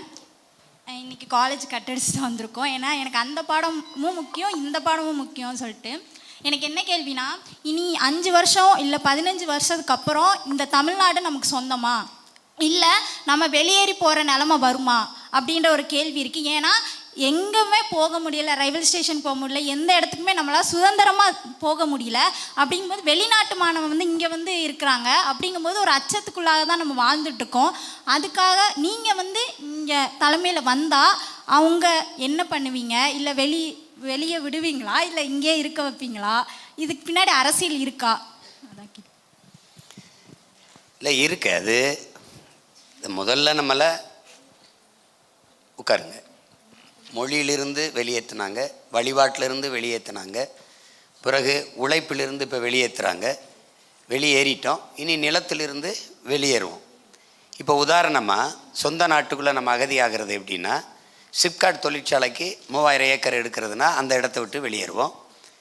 இப்போ நிலக்கரிக்கு இன்னும் 25000 ஏக்கர் எடுக்குன்னா அந்த நிலத்தை விட்டு வெளியேறுவோம். இப்போ ஒரு ஆலை அமைக்கிறோம் அப்படின்னா, ஒரு தொழிற்சாலை டங்ஸ்டன், இப்போ அரிட்டாப்பட்டியில் டங்ஸ்டன் சுரங்கம் அமைக்கணும்னா 26 கிலோமீட்டருக்கு வாழ்கிற மக்கள் வெளியேறுவோம். சொந்த நிலத்துக்குள்ளே அகதியாக அங்கங்கே நம்ம நகருவோம். இப்போ நம்ம பொண்ணு கேட்குறது வேறு மாநிலத்தவர் இங்கே அதிகமாக படையெடுத்து வர்றதை நம்ம பார்க்குறோம். அது குறிப்பாக இந்த 10 ஆண்டுகளில் கூடுதலாக வருது. 1.5 கோடி கிட்ட வந்துட்டாங்க. அது காரணம் உழைப்பிலிருந்து நம்ம வெளியேறுறது. உழைப்பின் தேவை அப்படி இருக்கும்போது நம்ம வெளியேறும்போது அந்த இடத்தை அவர் இட்டு நிரப்பிடுறார். இப்போ தவிர்க்க முடியாததாக ஆயிடுது. இப்போ நீங்கள் வந்தால் என்ன செய்வீங்கன்னா, அவர் எப்படி வந்தாரோ அப்படி அவரே போயிடுவார். உங்களுக்கு புரியுதுன்னு நினைக்கிறேன். நீ இந்த இடத்தை எப்படி செய்வேன்னா, இங்கே நம்ம முதலாளிகளுக்கு இருக்கிற பிரச்சனை, தினக்கூலியை நாங்கள் கொடுத்துட்றோம். ஒரு நாளைக்கு 500 1000 கொடுத்துட்றோம். 3 நாள் வர்றாங்க, அது உரிய நேரத்துக்கு வர்றதில்லை. ஆனால் 3 நாள் வர்றாங்க, அந்த ஊதியத்தை வாங்கிட்டு போய் 4 நாள் குடிச்சிட்டு படுத்துடுறாங்க. இப்போ என்ன செய்யணும்? மதுக்கடையை மூடணும். அப்போ உடல் திறனாற்றல், சிந்திக்கிற ஆற்றல், எல்லாம் அறிவு திறனாற்றல் எல்லாம் கூடுது. திறன் மேம்பாட்டு பயிற்சி கொடுக்கணும். நம்ம பிள்ளைகளுக்கு ஒழுக்கம் கற்பித்து எல்லா வேலை வாய்ப்புக்கு இருக்கிற இளைஞர்களுக்கு அரசே முகாம்களை நடத்தி பயிற்சி கொடுத்து ஒரு அமைப்பை வச்சுக்கிறது. இப்போ நீங்கள் டெக்ஸ்டைல் இண்டஸ்ட்ரி இருக்கிறீங்க, உங்களுக்கு 100 பேர் தேவைப்படுது, என்கிட்ட பதிவு பண்ணணும். நான் 100 பேரை உங்களுக்கு வேலைக்கு அனுப்பிடுவேன். இப்போ நான் என் ஆளே வரும்போது அந்த ஆள் தேவையில்லாமல் போயிடுது. நீங்கள் குறை சொல்ல வேண்டிய தேவையில்லை. ஏன்னா அரசு உங்களுக்கு அனுப்புது. சம்பளத்தை நீங்கள் இங்கே கட்டிடணும், நான் அவருக்கு கொடுத்துருவேன். உங்களுக்கு புரியுதா? அப்படிங்கும்போது கம்பி கட்டுற வேலையா, இல்லை வீடு கட்டுற வேலையா, நாற்று நடுற வேலையா? இப்போ நாற்று நடுறது, இப்போ நம்ம சொல்கிறோம் அவங்க 100 நாள் வேலை திட்டம் வளர்ச்சி திட்டம் இல்லாத ஒரு வீழ்ச்சி திட்டம்ங்கும்போது என்னை இழிவாக பேசுகிறாங்க. வேளாண் குடிமக்களை தவிர எல்லாருமே திட்டுறாங்க. ஆனால் நான் சொல்கிறத கேரளா அதை பயன்படுத்துது. நான் ஒரு திட்டம் சொல்கிறேன். எப்படி சொல்கிறேன்னா பாருங்கள், இப்போது இந்தியா போன்ற ஏழை நாடுகள், வளர்ந்து கொண்டிருக்கிற ரொம்ப வறுமை ஏழ்மையில் இருக்கிற நாடுகள் சோம்பி உட்கார்றதுக்கு சம்பளம் கொடுக்கக்கூடாது. மனித அறிவாற்றல், உடலாற்றலை உழைப்பில் ஈடுபடுத்தி உற்பத்தியை பெருக்கி லாபத்தை ஈட்டுகிற நாடு தான் வாழும் வளரும். இது சும்மா இருங்கங்குது. அப்படி இல்லாமல் நான் என்ன சொல்கிறேன், உனக்கு கொளுத்த பணம் இருக்குது, 156 லட்சம் கோடி இருக்குது, இன்னும் கூட 20 கோடி 20 லட்சம் கோடியை கடன் வாங்கலாம், நீ முடிவு பண்ணிக்க. ஆனால் நான் என்ன சொல்கிறேன், ஒரு அலுவலகம் போட்டுறேன். நான் ஊராட்சி மன்ற தலைவர், என் கிராமத்தில் ஒரு அலுவலகம் போட்டுறோம். நம்ம ஆட்சிக்கு வந்த பிறகு ஒரு அலுவலகம் போட்டுறோம். இப்போ இவருக்கு கரும்பு வெட்டுறதுக்கு 50 பேர் தேவைப்படுது. இவர் இந்த அலுவலகத்தில் பதிவு பண்ணிடுறார். 100 நாள் வேலை திட்டத்தில் தான் சொல்கிறேன். சும்மா உட்காந்து பல்லாங்குழி பார்த்து தலையில் பேன் பார்த்து தாயக்கட்டையெல்லாம் அடிக்கிட்டு வர முடியாது. இங்கே வாங்க, இங்கே பதிவு பண்ணுங்கன்னு. 60 வயசை தொட்டிங்கன்னா நீங்கள் வேலைக்கு வர வேண்டாம், இந்த காசை உங்களுக்கு ஊக்கத்தொகையாக கொடுத்துரும், நீங்கள் வீட்டில் இருந்துருங்க. இங்கே பதிவு பண்ணி இவர் 50 பேர் பெண், 20 பேர், மீதி 30 பேர் ஆண்களை அனுப்பிடுங்க. வாகனம் நானே கூட்டிகிட்டு போயிடுறேன், இல்லை நீங்கள் அனுப்புங்க, வாடகை கட்டிடுறேன், விளங்குதா? சாப்பாடு நான் மதிய உணவு கொடுத்துட்றேன். இது இப்போ 50 பேர் அனுப்பிடுறாரு. அவர் அந்த வேலை முடிஞ்சவொடனே கரை ஏறின பிறகு 500 ரூபாயை கொடுத்துட்றாரு. நேராக இங்கே வர்றாங்க. இல்லைன்னா அந்த 500 ரூபாயை முதல்ல 50 பேருக்கான கூலியை இங்கே கட்டிடுறாரு. அவங்க கரும்பை வெட்டிட்டு இங்கே நேராக வராங்க. அரசு ஒரு 300 கொடுக்குது, விவசாயி ஒரு 500 கொடுக்குறான், 800 ரூபாய் எடுத்துக்கிட்டு வீட்டுக்கு போகிறாங்க. உழைப்பு அங்கே உற்பத்தியில் ஈடுபடப்பட்டுருது, உழைப்பு உடல் ஆற்றல் உழைப்பில் ஈடுபடுத்தப்பட்டுருது, விளைச்சல் வந்துடுது, அதனால் வறுமை ஒழிஞ்சிருது. இப்போ காசு இருந்தால் கடைக்கு பொருளை போய் வாங்கிட்டு வந்துடலாம். கடைக்கு பொருளை யார் கொடுப்பா? நீங்கள் ஒரு வேலைக்கும் வரலை, 100 நாள் வேலை திட்டத்தில் 300 ரூபா வாங்கிட்டீங்க, அரிசி வாங்க வர்றீங்க, அரிசி எப்படி கடைக்கு வரும்? கத்திரிக்காய் வாங்க வர்றீங்க, கத்திரிக்காய் எப்படி கடைக்கு வரும்? நீங்கள் நிலத்தில் இறங்கி வேலை செஞ்சால் தான் விளைஞ்சது இங்கே வரும். புரியுதா? இப்போ இந்த இடத்துல சிக்கல் இருக்குது, தப்பு இருக்குது, இதை மாற்றணுங்கிறேன். அப்போ அதை மாற்றும்போது இந்த வேற்று மாநிலத்தவர்களின் தேவை நமக்கு குறைஞ்சிரும். இது எப்படி சிக்கலாயிரும்னா, இந்தியை திணிச்சான் எதிர்த்தோம், இந்திக்காரனே திணிக்கிறான், எதிர்க்க முடியல, ஏன்னா தேவையாயிருச்சு. இப்போ அவன் சாப்பிட வர்றான்ட்டு நீங்கள் விலைப்பட்டியலை இந்தியில் எழுதி வைக்கிற, அவன் வேலை செய்கிறான் உணவகத்தில், நீ அவனோட பேசுகிறதுக்கு அவன் உன்கிட்ட சம்பளம் கொடுக்குற முதலாளியோட பேச தமிழ் கற்றுக்கிட்டு வரமாட்டேங்கிறான். அவனுக்கிட்ட நீ என்ன பண்ணுற, பாணிகராகே ஜல்தி ஆரோ அப்படின்னு நீ வம்படியாக அவனுக்கு ஹிந்தி பேசுகிற. அப்போ கொஞ்சம் கொஞ்சமாக நீ உன் இனத்தை நீயே கொலை செஞ்சுக்கிட்டு இருக்க, உன் அடையாளத்தை நீயே தொலைச்சிக்கிட்டு இருக்க. அதையெல்லாம் மாற்றணுன்னா அதுக்கு தான் அது அதிகாரம் மிக வலிமையானது. அதனால் அம்பேத்கர் சார் பாருங்க, எல்லா துன்ப போட்டுக்கும் ஒரு சாவிதாண்டா இருக்குது ஆட்சி அதிகாரம்னு. அதை நோக்கி பாய்வதை தவிர எளிய பிள்ளைகள் நமக்கு வேற வழி கிடையாது. வேற ஏதாவது அண்ணன்? இதுதான் இறுதியான கேள்வி. அடுத்த தலைமுறை. வணக்கம், என் பேர் வணக்கம் பெரியப்பா, என் பேர் சஞ்சய் இளமாறன்.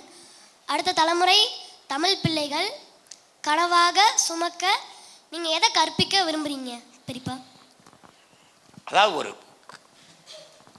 நீங்கள் கனவுங்கிறது ஒவ்வொருத்தருக்குரிய ஒரு இலக்கு, நீங்கள் ஒரு இலக்கை நீங்கள் தீர்மானிச்சுக்கணும். அந்த ஒரே இலக்கில் நீங்கள் பயணிக்கணும், தடுமாற்றம் இருக்கக்கூடாது. இப்போ நாம் என்ன சொல்கிறோம், கல்வி முறையிலே தனித்திறன் ஆற்றலுக்கு முன்னுரிமைன்னு சொல்லிடுறோம். தனித்திறன் ஆற்றலுக்கு முன்னுரிமைன்னு சொல்கிறோம். நான் சொல்கிறத எல்லாம் கேவலமாகவும் இழிவாகவும் பார்க்குறாங்க. நான் இப்போ சொல்லும்போது உங்களுக்கு சிரிப்பாக இருக்குல்ல, எப்படி கல்வியை கொண்டு வருவேன்னு இந்த மாதிரி திரையில் போட்டு காட்டும்போது நீங்கள் நம்பிடுவீங்க. உலகத்தில் சாதித்தவனெல்லாம் தனித்திறன் ஆற்றலில் வென்றவன் தான்.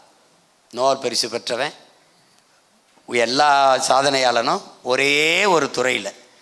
உங்களுக்கு பிடித்த துறை விளையாடுவதா, பாடுவதா, ஆடுவதா, ஓடுவதா, வட்டெறிதலா, குண்டெறிதலா, நீளம் எறிதலா, வேளாண்மை செய்தலா, எது உங்களுக்கு பிடிக்குதோ அதிலேயே உங்கள் மொத்த அறிவையும் கூர்மையாக நீங்கள் செயல்படுத்தணும். அதுதான் முதன்மையானது. கனவு என்பது உண்மையும் நேர்மையுமாக வாழ்வது, அதை லட்சியமாக வச்சுக்கணும். கனவுனா என்ன, நான் சொல்ல, நான் திரைப்படத்துறையில் பெரிய இயக்குனராக வேண்டும் என்பது கனவு, அது தொழில் தேர்வு. கனவு என்பது ஆகச் சிறந்த கலை படைப்புகளை கொடுப்பது. ஐஏஎஸ் ஆவது கனவல்ல, அது தொழில் தேர்வு. 1 ரூபாய் லஞ்சம் வாங்காமல் உண்மையும் நேர்மையுமாக மக்களுக்கு சேவை செய்வேன், அதுதான் கனவு. ஐபிஎஸ் ஆவது கனவு. லஞ்சம் ஊழல்ங்கிறதுக்கு இடமில்லை, பொய் வழக்கு அதுக்கு கிடையாது, மிகச்சரியாக சட்டம் ஒழுங்கை நான் காப்பாற்றுவேன் என்ற உறுதி இருக்குல்ல, அதுதான் கனவு. இது ஒரு தொழில் தேர்வு. அப்போ அதுவே சொன்னேன், ஐபிஎஸ் ஆகணும், அதுதான் என் லட்சியம். ஆயிட்டு பார்க்குற இடமெல்லாம் கை நீட்டி லஞ்சம் வாங்கினா அது கனவு இல்லை, அது இளவுது. அப்போ அந்த இடத்துல உங்கள் கனவு எப்பவும் உண்மையும் நேர்மையும் தூய்மையும் எளிமையுமாக இருக்கட்டும். சரிதானே? அடுத்து அண்ணா, என் பேர் யஸ்வந்த் பாபு. 2026 நமக்கு எவ்வளவு சவாலாக இருக்குன்னு நினைக்கிறீங்க? தமிழ் தேசியம் ஆட்சிக்கு வர்றதுக்கு எவ்வளவு ஆண்டுகள் இல்லை காலமாகும்னு நீங்கள் நினைக்கிறீங்க? அதெல்லாம் ஒன்றும் இல்லை. 26ல் நம்ம ஆட்சிக்கு வர முடியாதுன்னு இருக்குதா என்ன? அப்படிலாம் ஒன்றும் இல்லை, அப்படிலாம் ஒன்றும் இல்லை. நீங்கள் புரட்சிங்கிறது புயல் வரும்னு நீங்கள் இந்த நேரத்தில் புயல் வரும்னு நீங்கள் கணிக்கிறீங்களா? முன்கூட்டியே சொல்கிறாங்க காற்றழுத்தம், இன்றைக்கி புயல் வரும்னு விடுமுறை விடுறாங்க, அன்னைக்கு வர்றது இல்லையே. வராதுன்னு நினைக்கிறாங்க, அன்னைக்கு கடுமையாக அடிச்சிருது. சென்னையில் தான் புயல் வரும் தாக்கம் வரும்னு நினச்சிக்கிட்டு சென்னையே கவனம் பண்ணிகிட்டு இருந்தாங்க. அது கடலூர், திருவண்ணாமலை, கள்ளக்குறிச்சி, திண்டுக்கலை பேத்து போட்டு திண்டிவனத்தை பேத்து போட்டு போயிடுச்சு. எதுவும் நடக்கலாம். அது மாதிரி 8 விழுக்காடை வச்சுக்கிட்டு எப்படி சீமான் ஆட்சிக்கு வருவாயின்னு கேட்குறான். 3 விழுக்காடு வச்சுருந்த ஜனதா விக்தி புறமனா இலங்கையில் அதிபராக முடியும்னா 2 விழுக்காடை வச்சுருந்த பிஜேபி பாரதிய ஜனதா திரிபுராவில் 42 விழுக்காடை தொட்டு ஆட்சி அமைக்க முடியும்னா 8 விழுக்காடை வச்சுருக்க நாம் 36 விழுக்காடை தொட்டு ஆட்சி அமைக்க முடியாது. அதெல்லாம் ஊராட்சி இந்த சனியங்களை ஒழிக்கணும்டா, ஒரு மாற்றம் வேணும்டான்னு நீங்களும் நானும் என் தம்பிகளும் தங்கச்சிகளும் பிள்ளைகள் நினைப்பது போல் ஒவ்வொருத்தரும் நினச்சா அடுத்த நொடி மாற்றம், அடுத்த நொடி மாற்றம். அதனால சொல்கிறார்ல, மார்க்ஸ் நமக்காக தான் சொல்கிறார், மாறாது என்ற சொல்லை தவிர மற்றவை எல்லாம் மாறிவிடுங்கிறாரு. அதனால் காலம் இப்போத்தான் அப்போத்தான்னா நினைக்கூடாது. ஒன்று சொல்கிறேன், உலக வரலாற்றில் நம்ம அளவுக்கு தோத்தவன் யாரையாவது சொல்லு. உலக வரலாற்றில் அரசியலை படி என் அளவுக்கு தோத்தவன் எந்த தலைவனும் இருக்க முடியாது. என் அளவுக்கு கீழே இருந்து வந்த எளிய மகனும் எவனும் இருக்க முடியாது. ஆப்ரஹாம் லிங்கனாவது பெரிய கல்வியாளன், அவனால் படித்தார் வச்சார், எனக்கு அதுவும் இல்லை. ஆனால் தோத்து தோத்து தோத்து தோத்து போனாலும் அவன் சொன்னான்ல, அடி என்ன அடித்தாலும் தாங்குறான்னு சொல்லுவாப்புல பங்காளி வடிவேல். அது மாதிரி வெட்ட வெட்ட தலைக்கும் வாழை மாதிரி இந்த 4 பொது தேர்தலில் தோற்றுருக்கோம். ஆனால் 5வது முறை 26ல் தனிச்சு போட்டின்னு நிற்கிற ஒரு கட்சி இந்திய அரசியல் வரலாற்றில். இந்த கட்சிகளை விட்டு நமக்கு பயப்பட காரணம், இந்தியாவிலேயே எல்லாருடைய வாக்கும் குறைஞ்சிருக்கு, நம்ம வாக்கு மட்டும்தான் உயர்ந்திருக்கு. அதில் எண்ணெயை ரைடு விட்டோம், சின்னத்தை எடுத்துக்கிட்டோம், கடைசியாக ஒரு கர்மத்தை கொடுத்தோம், மைக்குன்னு ஒரு சின்னத்தை கொடுத்தோம். அதுவும் 1 வாரத்துக்கு முன்னாடி கொடுத்தோம். அதை வச்சுக்கிட்டு எந்த வேட்பாளரும் பெரிய தலைவரோட மகனும் இல்லை, ஓட்டுக்கு காசு கொடுக்கல, ஒரு ஊடகமும் நம்மளை போட்டி போடுறதே சொல்லலை. ஆனாலும் 36 லட்சம் வாக்கை வாங்கி இவ்வளவு காசு பணத்துக்கு இடையில் ஏறி நிற்கிறான்னா சந்திரசேகர் ராவ், மாயாவதி, சீமான். சந்திரசேகரை 2 முறை முதல்வர் வந்திருக்கிறார், மாயாவதி 2 முறை இருந்திருக்கிறாங்க. பெரிய கட்சி, ஒரே சின்னம், ஒன்றுமே இல்லாமல் ஒரே இடத்துல வந்து நிற்கிறானே எப்படிங்கிறத நம்ம பிரச்சனை. இதே அதிர்ச்சி 26லையும் இருக்கும், பல பேருக்கு இருக்கும். எப்படி இருக்குன்னா, இந்தியாவை யார் ஆள்றதுங்கிறதுல நான் அதில் போட்டி இல்லை. அதில் ஐயா மோடி, அருமை சகோதரர் ராகுல் காந்தி 2 பேர் தான். இதில் யாருன்னு அந்த இந்தியாவை யார் ஆள்றதுன்னு இவ்வளவு தேடிய என் இன மக்கள் இந்த நாட்டை யார் ஆள்வதுங்கிறதுல உறுதியாக என்னையே தேடுவார்கள். ஏன்னா அவங்களுக்கு தெரியும் நான் தலைவன் இல்லை, அவங்க மகன், அவங்க பிள்ளைன்னு எனக்கு அவங்களுக்கு தெரியும், தேடுவான். அதில் இந்த காலத்தில் தான் இது நடக்கும் அப்படின்னு எந்த தலைவனும் நினைக்கக்கூடாது.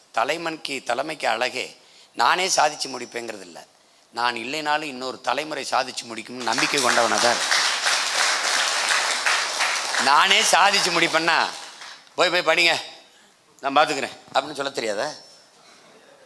ஆனால் நானே சாதித்து முடிப்பேன்னு நம்பிக்கை இருந்தாலும், ஒருவேளை வென்றால் மகிழ்ச்சி, தோற்றால் பயிற்சி, தொடரும் எங்கள் முயற்சி, இதுவே மாற்றத்திற்கான எளிய மக்களின் புரட்சி. கால்களில் வலு, தோள்களில் தம்பு இருக்கிற வரைக்கும் ஓடு, தளர்ச்சி அடைகிறியா இன்னொருத்தன் தோலுக்கும் மாற்று. அந்த தோள்களை தான் இப்போ தயார் செஞ்சுக்கிட்டு இருக்கேன். அதனால் போட்டு ஆனால் இப்போ இல்லைன்னா அப்புறம், அப்போ இல்லைன்னா அடுத்து. ஆனால் ஒரு நாள் உறுதியாக நம்ம வெல்லுவோம், அதில் எந்த மாற்றமும் இல்லை.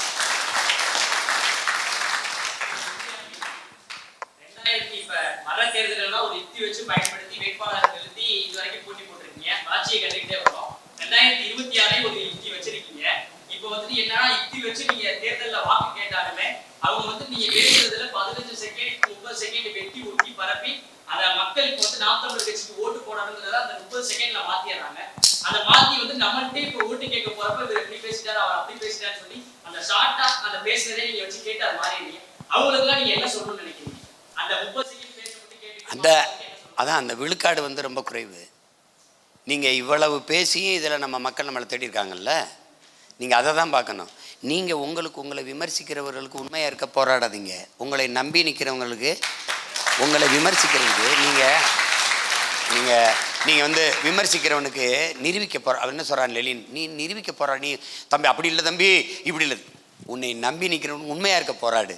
36 லட்சம் பேருக்கு நம்ம உண்மையாக இருக்க போராடுவோம், அதை 66 லட்சமாக மாற்றுவோம், அவ்வளோதான். இந்த வாட்டி நீ என்ன வெட்டி ஓட்டினாலும் அதெல்லாம் பழைய கதை. இயேசு அப்படி பேசிட்டாரு, ராமர் எப்படி பேசிட்டாரு, கண்ணன் எப்படி பேசிட்டார், இதே எத்தனை வரைக்கும் பேசுவா விடுப்பான்றான். இப்போ நம்ம என்ன பேசுகிறோங்கிறதான்.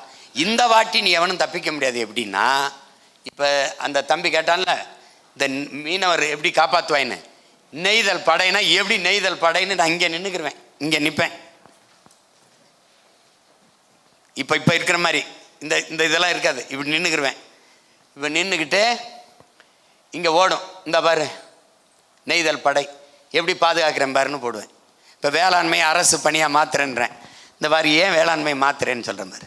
இப்போ பாரு, இப்போ இப்படி பாரு, ஆடு மாடு வளர்த்தலே அரசு பணியாக மாத்துறேன்னு சொல்கிறேன், ஏன் மாத்துறேன்னு சொல்கிறேன். இந்த பாரு ஆஸ்திரேலியா என்ன பண்ணுது பாரு, இங்கே பாரு பிரதமர் மோடி பேசுவார் டைரி டேயில், மில்க் ஹே சிரிக்காத பெரிய சந்தை இருக்குங்கிறாரு.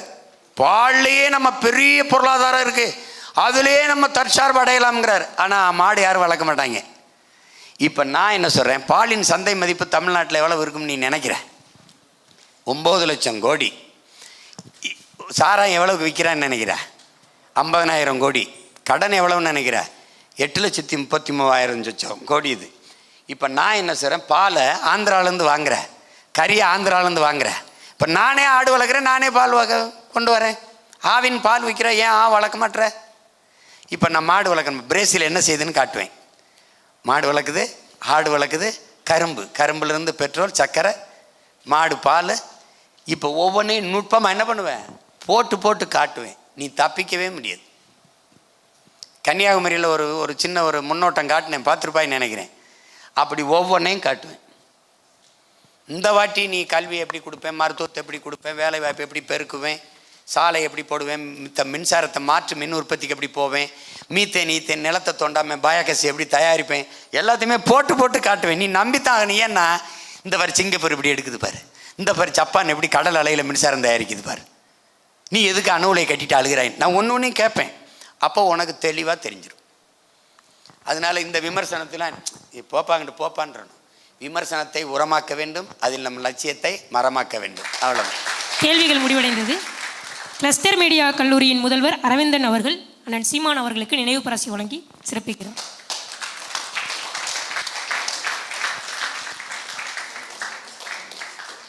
நம்ம தான் அவருக்கு பரிசு கொடுக்கணும். அவர் நமக்கு இந்த நல்வாய்ப்பை தந்ததுக்கு ஸ்ரீகுரு நான் சொன்ன புத்தகத்தை எனக்கே தந்திருக்காரு பாருங்க.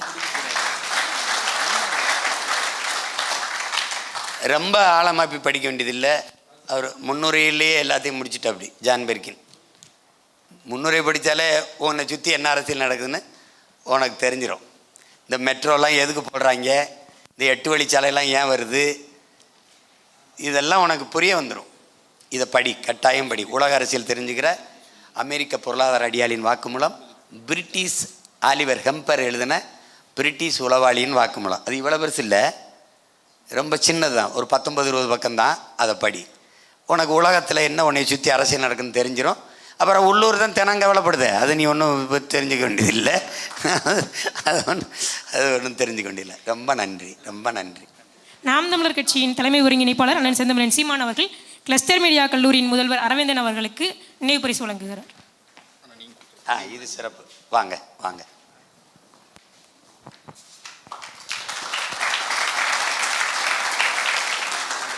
நாம் தமிழர் கட்சியின் தலைமை ஒருங்கிணைப்பாளர் அண்ணன் செந்தமிழன் சீமான் அவர்கள் ஸ்ரீகுரு இன்ஜினியரிங் கல்லூரியின் முதல்வர் பன்னீர்செல்வம் அவர்களுக்கு நினைவு பரிசு வழங்கி சிறப்பிக்கிறார். அதே தானா? வாழ்த்துக்கள்.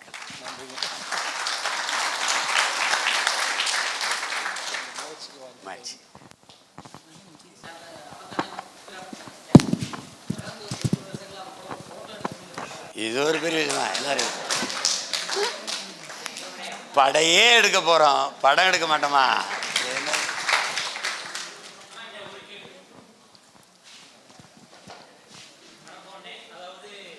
பணத்தை பார்த்து விருது வழங்குபவர்கள் மத்தியில் எங்களுடைய பணியை பார்த்து விருது வழங்கிய நாம் தமிழர் கட்சியின் மாணவ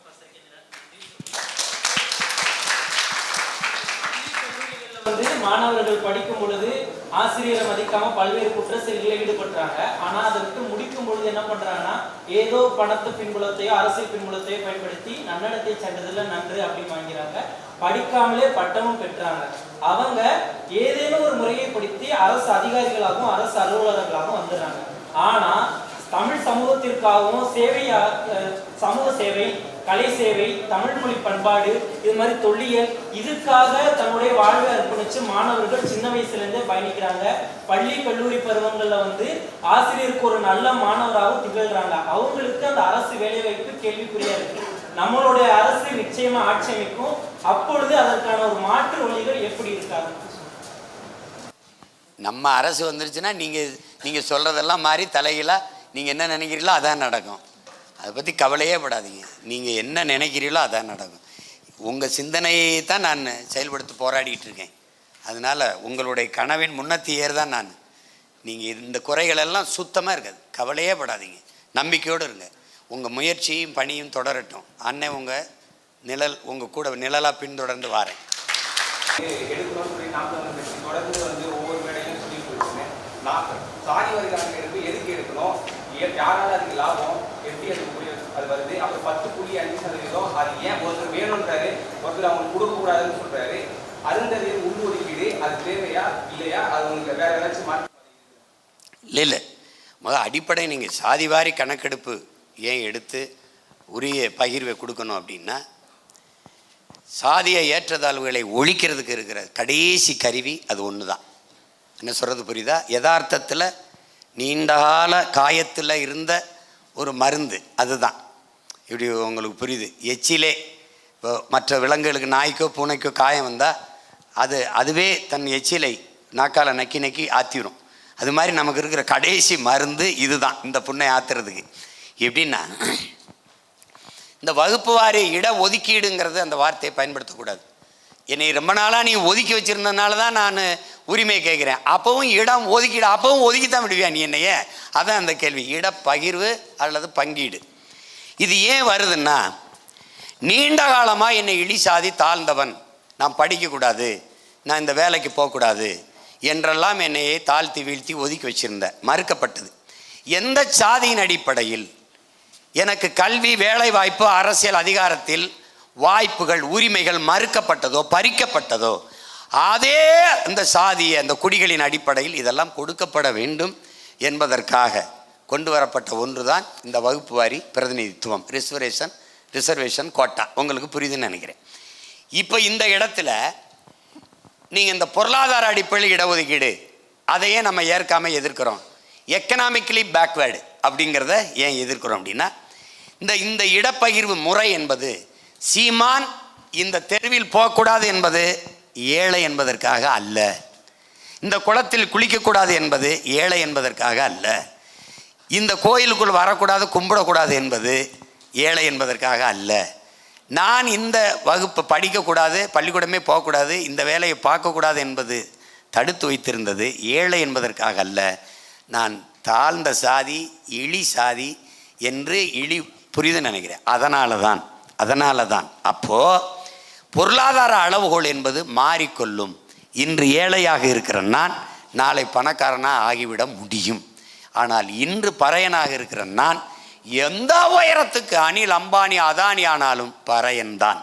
உங்களுக்கு சான்று வேணா, எங்கள் அப்பா இளையராஜாவே உலகத்தில் அவனை தாண்டிய ஒரு இசை மேதைலாம் சொல்லுவாங்க, இசை கடவுள் எங்கள் அப்பா தான், இசை கடவுள். அவர் ராஜ்யசபா மாநிலங்களவை உறுப்பினராக பாரதிய ஜனதா தேர்வு செய்து, அது சொல்லுது, ஒரு விளையாட்டு வீராங்கனைக்கு பிடி உஷா கொடுத்தோம், ஒருத்தருக்கு இன்னொரு இதை ஒரு தகுதியை சொல்லுது, நம்ம அப்பாவுக்கு சொன்ன தகுதி ஒரு தலித்துக்கு கொடுத்தோங்குது. நான் சொல்கிறது உனக்கு விளங்குதுன்னு நினைக்கிறேன். இந்த காயம் உனக்கு புரிஞ்சுன்னா என் மொழி உனக்கு புரிஞ்சிடும். எங்கள் அப்பாவுக்கு நீ தகுதி பார்த்து கொடுத்தியா, அவன் தலித்துன்னு கொடுத்தியா? தலித்து என்பது தான் அவருக்கு தகுதினா அந்த பதவி கொச்சை அவர் வார்த்தை வருதால எதுக்கு? உலகத்தின் ஆகச்சிறந்த இசை மேதைடா, அதுக்கு மதிப்பளித்து கொடுத்துருக்கோம்டான்னு சொன்னீங்கன்னா நான் அப்போ இவ்வளவு உயரத்திற்கு போயும் என் மேலே சுமத்தப்பட்ட அந்த சாதிய இழிவு துடைக்கப்படலை. நாட்டின் முதல் குடிமகன் Ramnath Kovind, president of India, கோயிலுக்குள்ளே போக முடியல, மரத்து நிழலில் கீழே பொண்டாட்டி புள்ளியோட யாக வளர்த்து சாமி மட்டும் போகிறார். நாட்டின் முதல் குடிமகள் Droupadi Murmu, president of India, கோயிலுக்குள்ளே போக முடியல, கட்டையை கட்டி நிறுத்தியிருக்கான். நாட்டின் முதல் குடிமகள் பிரசிடென்ட் ஆஃப் இந்தியா அத்வானியும் மோடியும் நாற்காலி போட்டு உட்கார்ந்து பேசிட்டு இருக்கும்போது இந்த ஓரத்தில் கைகட்டி நாட்டின் முதல் குடிமகள் பெண்மகள் நிற்கிறான். இவன் தான் பாரத மாதாக்கு ஜே போடுறான். ஆனால் பாரத மாதா நின்றுக்கிட்டு இருக்கா கைகட்டி. இந்த சமத்துவமற்ற இதற்கு பாரு, இதுதான் சனாதனம்ங்கிறோம், வர்க்க வேறுபாடுங்கிறோம், வர்ணாசிர தர்ம கொடுமைங்கிறோம். இதை ஒழிக்கணும்னா என்ன பண்ணுவேன் நீ? இவ்வளவு முரண்பாடுகளுக்கு இடையில நீ எந்த உயரத்திற்கு நான் வந்தாலும் என் மேலே சுமத்தப்பட்ட முதல் குடிமகளாக ஆகியுமே அந்த இழிவு போகலை. அப்போ பொருளாதார அடிப்படையில் நீ இடஒதுக்கீடுங்கிறத ஏற்க முடியாது. அப்போ இங்கே இங்கே இங்கே புரியுதா? நீ சாதிய இழிவை சாதியை இதை திறந்து சமதர்ம சமூகம் எப்படி படைப்ப? ஏற்றதாழ்வுகளை கலைந்து. அப்போ எல்லாருக்கும் எல்லாம் கிடைக்கணும், எல்லாருக்கும் எல்லாம் கிடைச்சா சமமாயிரும். இப்போ நாங்கள் கேட்குறது, ஏன் எண்ணி கொடு, எடுத்து கொடுக்காத, அளந்து கொடு, அள்ளி கொடுக்காதேன்னு சொல்கிறோம்னா, 5 பேர் இருக்க வீட்டுக்கு நீ 50 பேர் சாப்பாடு அனுப்பாத, அது அநீதி, நீதி இல்லை. 50 பேர் இருக்க வீட்டுக்கு 5 பேருக்கு ஆகிற சாப்பாடு அனுப்பாத, அதுவும் நீதி இல்லை, அநீதி. 5 பேருக்கு வீட்டுக்கு 5 பேர் சாப்பாடை கொடு, 50 பேருக்கு வீட்டுக்கு 50 பேர் சாப்பாடை கொடு, ஒருத்தர் தான் இருக்கிறா ஒருத்தருக்கு சாப்பாடை கொடு. எல்லாருக்கும் உண்டானது எல்லாருக்கும் கிடச்சிருச்சுன்னா கொலை கொள்ளை தீண்டாம் அது இது இந்த எல்லாம் ஒழிஞ்சிடும். ஏன் ஜாதி உயர்ந்தது, ஓன் ஜாதி தாழ்ந்தது, இந்த சண்டை ஒழிஞ்சிடும். உனக்கு புரியுதா? புரியுதில்ல? இப்போ நம்ம எப்படி போவோம்? என்ன ஆகுதுனால சமூக நீதி பேசுகிறீல்ல, நீ பேசுகிறீல்ல, நான் கோனார், ஆடு மேய்க்கிற கோனார். நாங்கள் நாட்டில் எங்களுக்கு எத்தனை பதவி? 2. ஒன்று எங்கள் ஐயா கண்ணப்பன், இன்னொன்று ஐயா பெரிய கருப்பேன். 2 அமைச்சர் கொடுத்துருக்கேன்.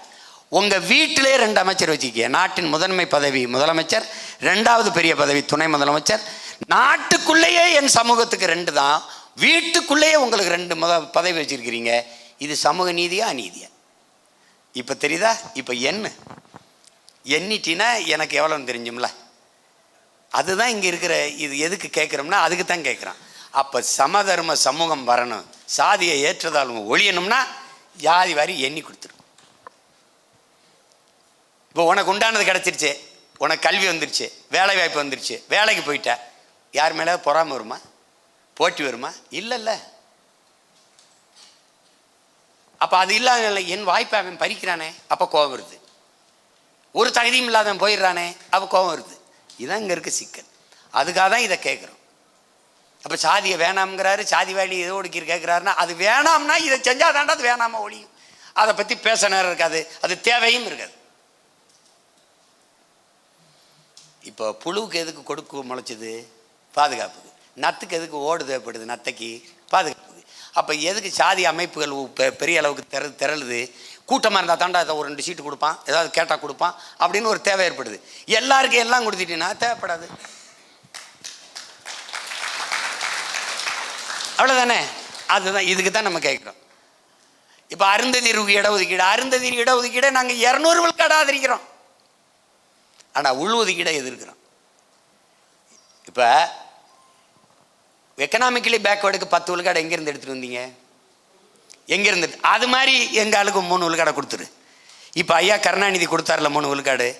18 ஆண்டுகளாக மேலே அமைச்சரவையில் இருந்தவர் இவர் தானே. அவன்கிட்ட கேட்டு 3 விழுக்காடு குடியா அப்படின்னு.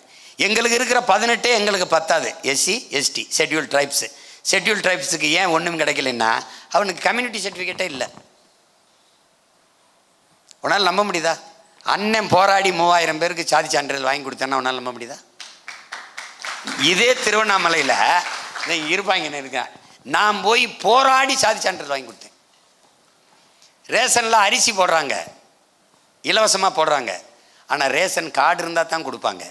கார்டே என்கிட்ட இல்லையே, அப்புறம் இலவச அரிசியால் எனக்கு என்ன பையன்? 18 விழுக்காடு இருக்குது எஸ்சி எஸ்டிக்கு. ஆனால் எஸ்டி இந்த ஷெட்யூல் ட்ரைப்ஸ் பழங்குடிக்கு எந்த பலனும் வராத காரணம் எனக்கு கம்யூனிட்டி சர்டிஃபிகேட்டே இல்லையே. குறவருக்கு இல்லை, இருளவருக்கு இல்லை, உனக்கு விளங்குதா? இப்போ இங்கே இருக்கிறதுல நாங்கள் பறையர்லேயே 72 பிரிவு இருக்கான்.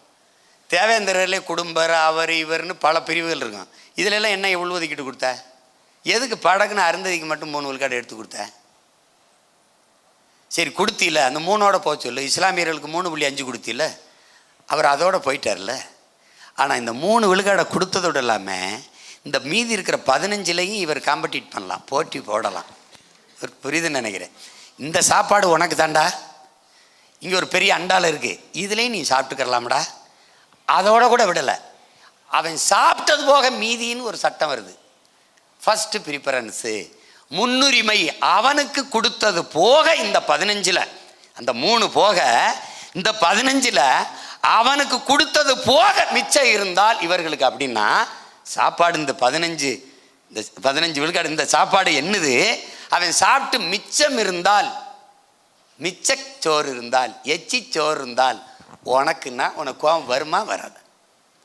இப்போ நீ இந்த 3ஓட போன்னு சொல்லியிருந்தா கூட போட்டும்டா விட்றா, நம்ம மக்கள் தான்டா இருந்துட்டு போட்டுன்னு இருக்கும். ஆனால் இதுலேயும் நீ உனக்கு முன்னுரிமை கொடுன்னவன அவனுக்கு போக. இப்போ 5 இடம்னா 4 இடம் அருந்ததிற்கு போயிட்டு ஒரே ஒரு இடம் பறையறி எனக்கு கிடைக்குது. அப்போ நான் பாதிக்கப்படுறேன்னா இல்லையா? அப்போ கோவம் வருமா வராதா? இந்த கோவம் தான் நம்ம இதை எதிர்க்கிறது காரணம். இப்போ நான் என்ன சொல்கிறேன், இந்த ஃபஸ்ட்டு ப்ரிஃபரன்ஸ் இருக்க முன்னுரிமை இருக்க தூக்கிடு. அந்த 3 விழுக்காடு அவர் கொடுத்துரு. எனக்கு பத்தலை, இந்த 3 விழுக்காடு போயிடுச்சுல, 3 விழுக்காடை கொண்டாந்து இங்கே வச்சிரு. பொருளாதார அடிப்படையில் எப்படி 10 விழுக்காடை கொடுத்தியோ அப்படி பொது இதுலேருந்து எடுத்து இந்த 3 விழுக்காடை பொதுவிலேருந்து கொடுத்தீங்கன்னா நான் அதை கேட்க போகிறேன்னா? அவர் நானே நெலிஞ்ச தட்டில் 4 சோத்தை போட்டு பருக்கை போட்டு தின்னுக்கிட்டு இருக்கேன், நீ அதில் 2 எடுத்து நீ வச்சுக்கன்னா நான் என்ன செய்யறது? அப்போ அதுதான் இங்கே இருக்க சிக்கல். அது எதிர்க்கிறதுன்னு இல்லை, அது அநீதி இழைக்கப்பட்டுருச்சு, சரி செய்யுங்கன்னு சொல்கிறோம். வேற யாருக்கா விளக்கம் தேவைப்படுதா? இது விளங்கிட்டு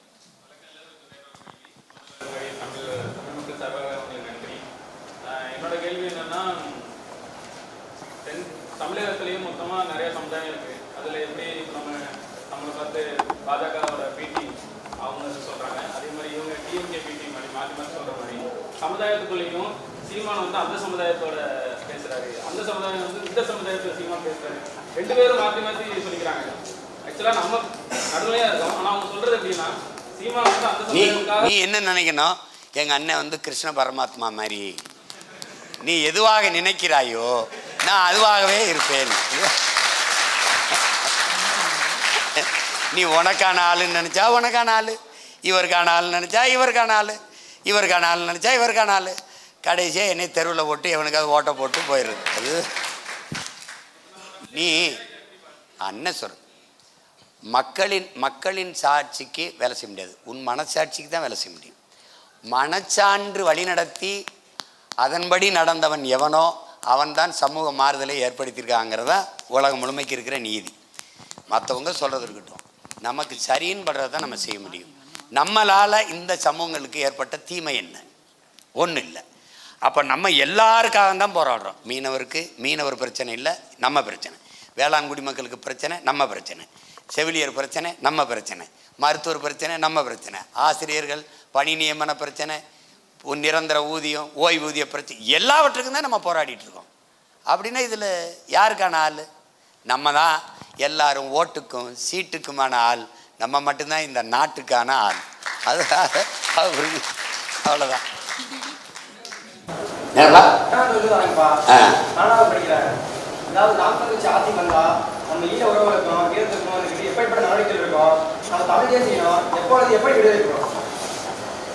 ஒரு இனம் தனக்கென்று ஒரு நாடு அடையுதோ அன்னைக்கு தான் அந்த முழுமையான விடுதலையை அடையும். அப்போ நமக்கென்று ஒரு நாடை அடைவோம், நம்பிக்கையோட நாடை அடைவோம். எனக்கு ஒரே ஒரு கேள்வி தான் இருக்கு. அதாவது ஒரு மனிதனோட ஆயுட்காலம் 70 முதல் 80 ஆண்டு வரைக்கும் இருக்கும். அதே மாதிரி அவங்க சேர்த்து வச்சிருக்க சொத்து, நிலம், அது எல்லாருக்குமே அதே 70 ஆண்டு முதல் 80 ஆண்டு வரைக்கும் அவங்க வச்சுட்டு அதுக்கப்புறம் அவங்க விருப்பப்பட்டா மேலும் கவர்மெண்ட் மூலியமா லீசிங் வாங்கி அதை பண்ணா எல்லாருக்குமே எல்லாமே சமமாக இருக்குங்க. இதை பத்தின உங்களோட விருப்பம் கருத்து? இல்லை நீங்கள் சொல்கிறது சரிதான். இப்போ நம்ம என்ன செய்கிறோம், நமக்கு நிலங்கள் அவ்வளவு இல்லை. வேளாண்மையை நம்ம அரசு பணியாக மாற்றும்போது நிலங்களை விளைநிலங்களை மக்கள்கிட்ட இருந்தால் வாங்க போகிறோம். நீங்கள் சொல்கிற மாதிரி 80 ஆண்டு சொல்கிறீங்க, நம்ம 25 ஆண்டுகளுக்கு லீஸுக்கு எடுக்கிறோம். மறுபடியும் 25 ஆண்டு முடித்து மறு ஒப்பந்தம் செஞ்சுக்கிறோம் அன்னைக்குள்ள நில விலைக்கு. அப்படி அந்த குடும்பத்தில் அந்த வீட்டில் நிலத்தை கொடுத்ததோடு அரசு பணி செய்ய விருப்பம்னா அவங்க வந்து வேலை செய்யலாம். அப்படி வரும்போது எல்லாருக்குமே நிலம் வந்து அவங்க பேரில் இருக்கும், அரசு பயன்படுத்தும். அப்போ நீங்கள் சொல்கிற மாதிரி பொது பயன்பாட்டுக்கு இது எல்லாம் வந்துடும். நீங்கள் சொல்கிற மாதிரி 80 வருஷம் கழிச்சு கொடு அப்படிலாம் அது சொல்ல முடியாது. மொத்தமாக ஒரு பெரிய சட்டத்தை போட்டு இயற்றணும். அப்படி தான் இந்த மன்னர் மானிய ஒழிப்பு, இந்த உங்களுக்கு தெரியும்னு நினைக்கிறேன், அதிகப்படியான சொத்து வரம்பு கொண்டு வந்தாங்க. இவ்வளவு தான் ஒரு தனி மனிதனுக்கு சொத்து இருக்கணும்னு. அது மாதிரி சீர்திருத்தங்களை கொண்டு வர முடியும், மாறுதல்களை செய்யலாம். நீங்கள் சொல்கிறது நல்ல யோசனை தான், செய்யலாம்.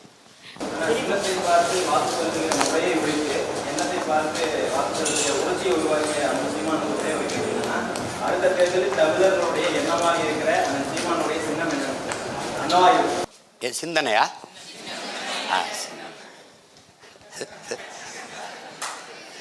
என்ன சின்ன இருந்தால் நல்லா இருக்குன்னு சொல்லு.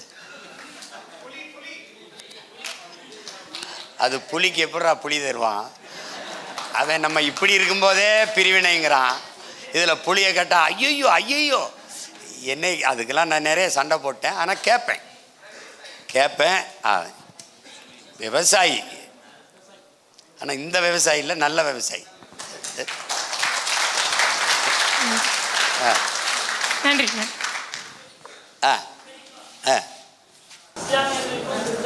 பல வகையில் வந்து ஆதரவு கொடுக்குறீங்க, மாறாக அவங்க வந்து உங்களுக்கு ஆதரவு தரவில்லை.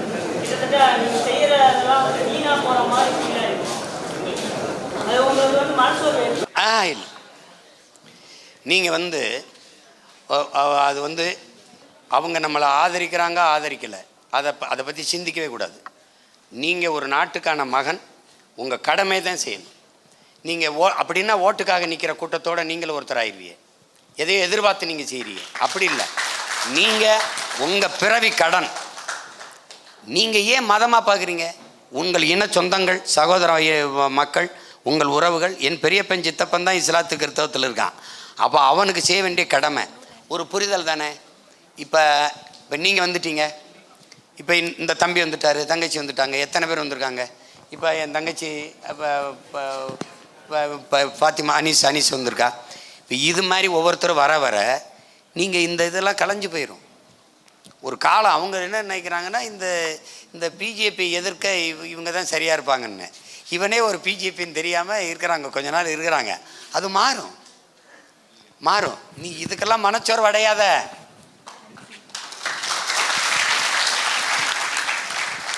நிகழ்வு முடிவடைந்து விட்டது. நன்றி பெரியப்பா. உங்கள் எல்லாருடைய நேரத்திற்கும் பேரன்பிற்கும் நன்றி. உலகம் முழுமைக்கும் இருக்கிற பெருமக்கள் என்னை சந்திக்கும் போது உங்களை தான் நம்பி நிற்கிறோங்கிறாங்க. நான் உங்கள்கிட்ட சொல்கிறேன், இதயத்திலிருந்து இந்த சொல்ல எடுத்து சொல்கிறேன், உங்களை தான் நம்பி நான் நிற்கிறேன். புரட்சி எப்போதும் வெல்லும், நமது வெற்றி ஒரு நாள் அதை சொல்லும். நாம் தமிழர்.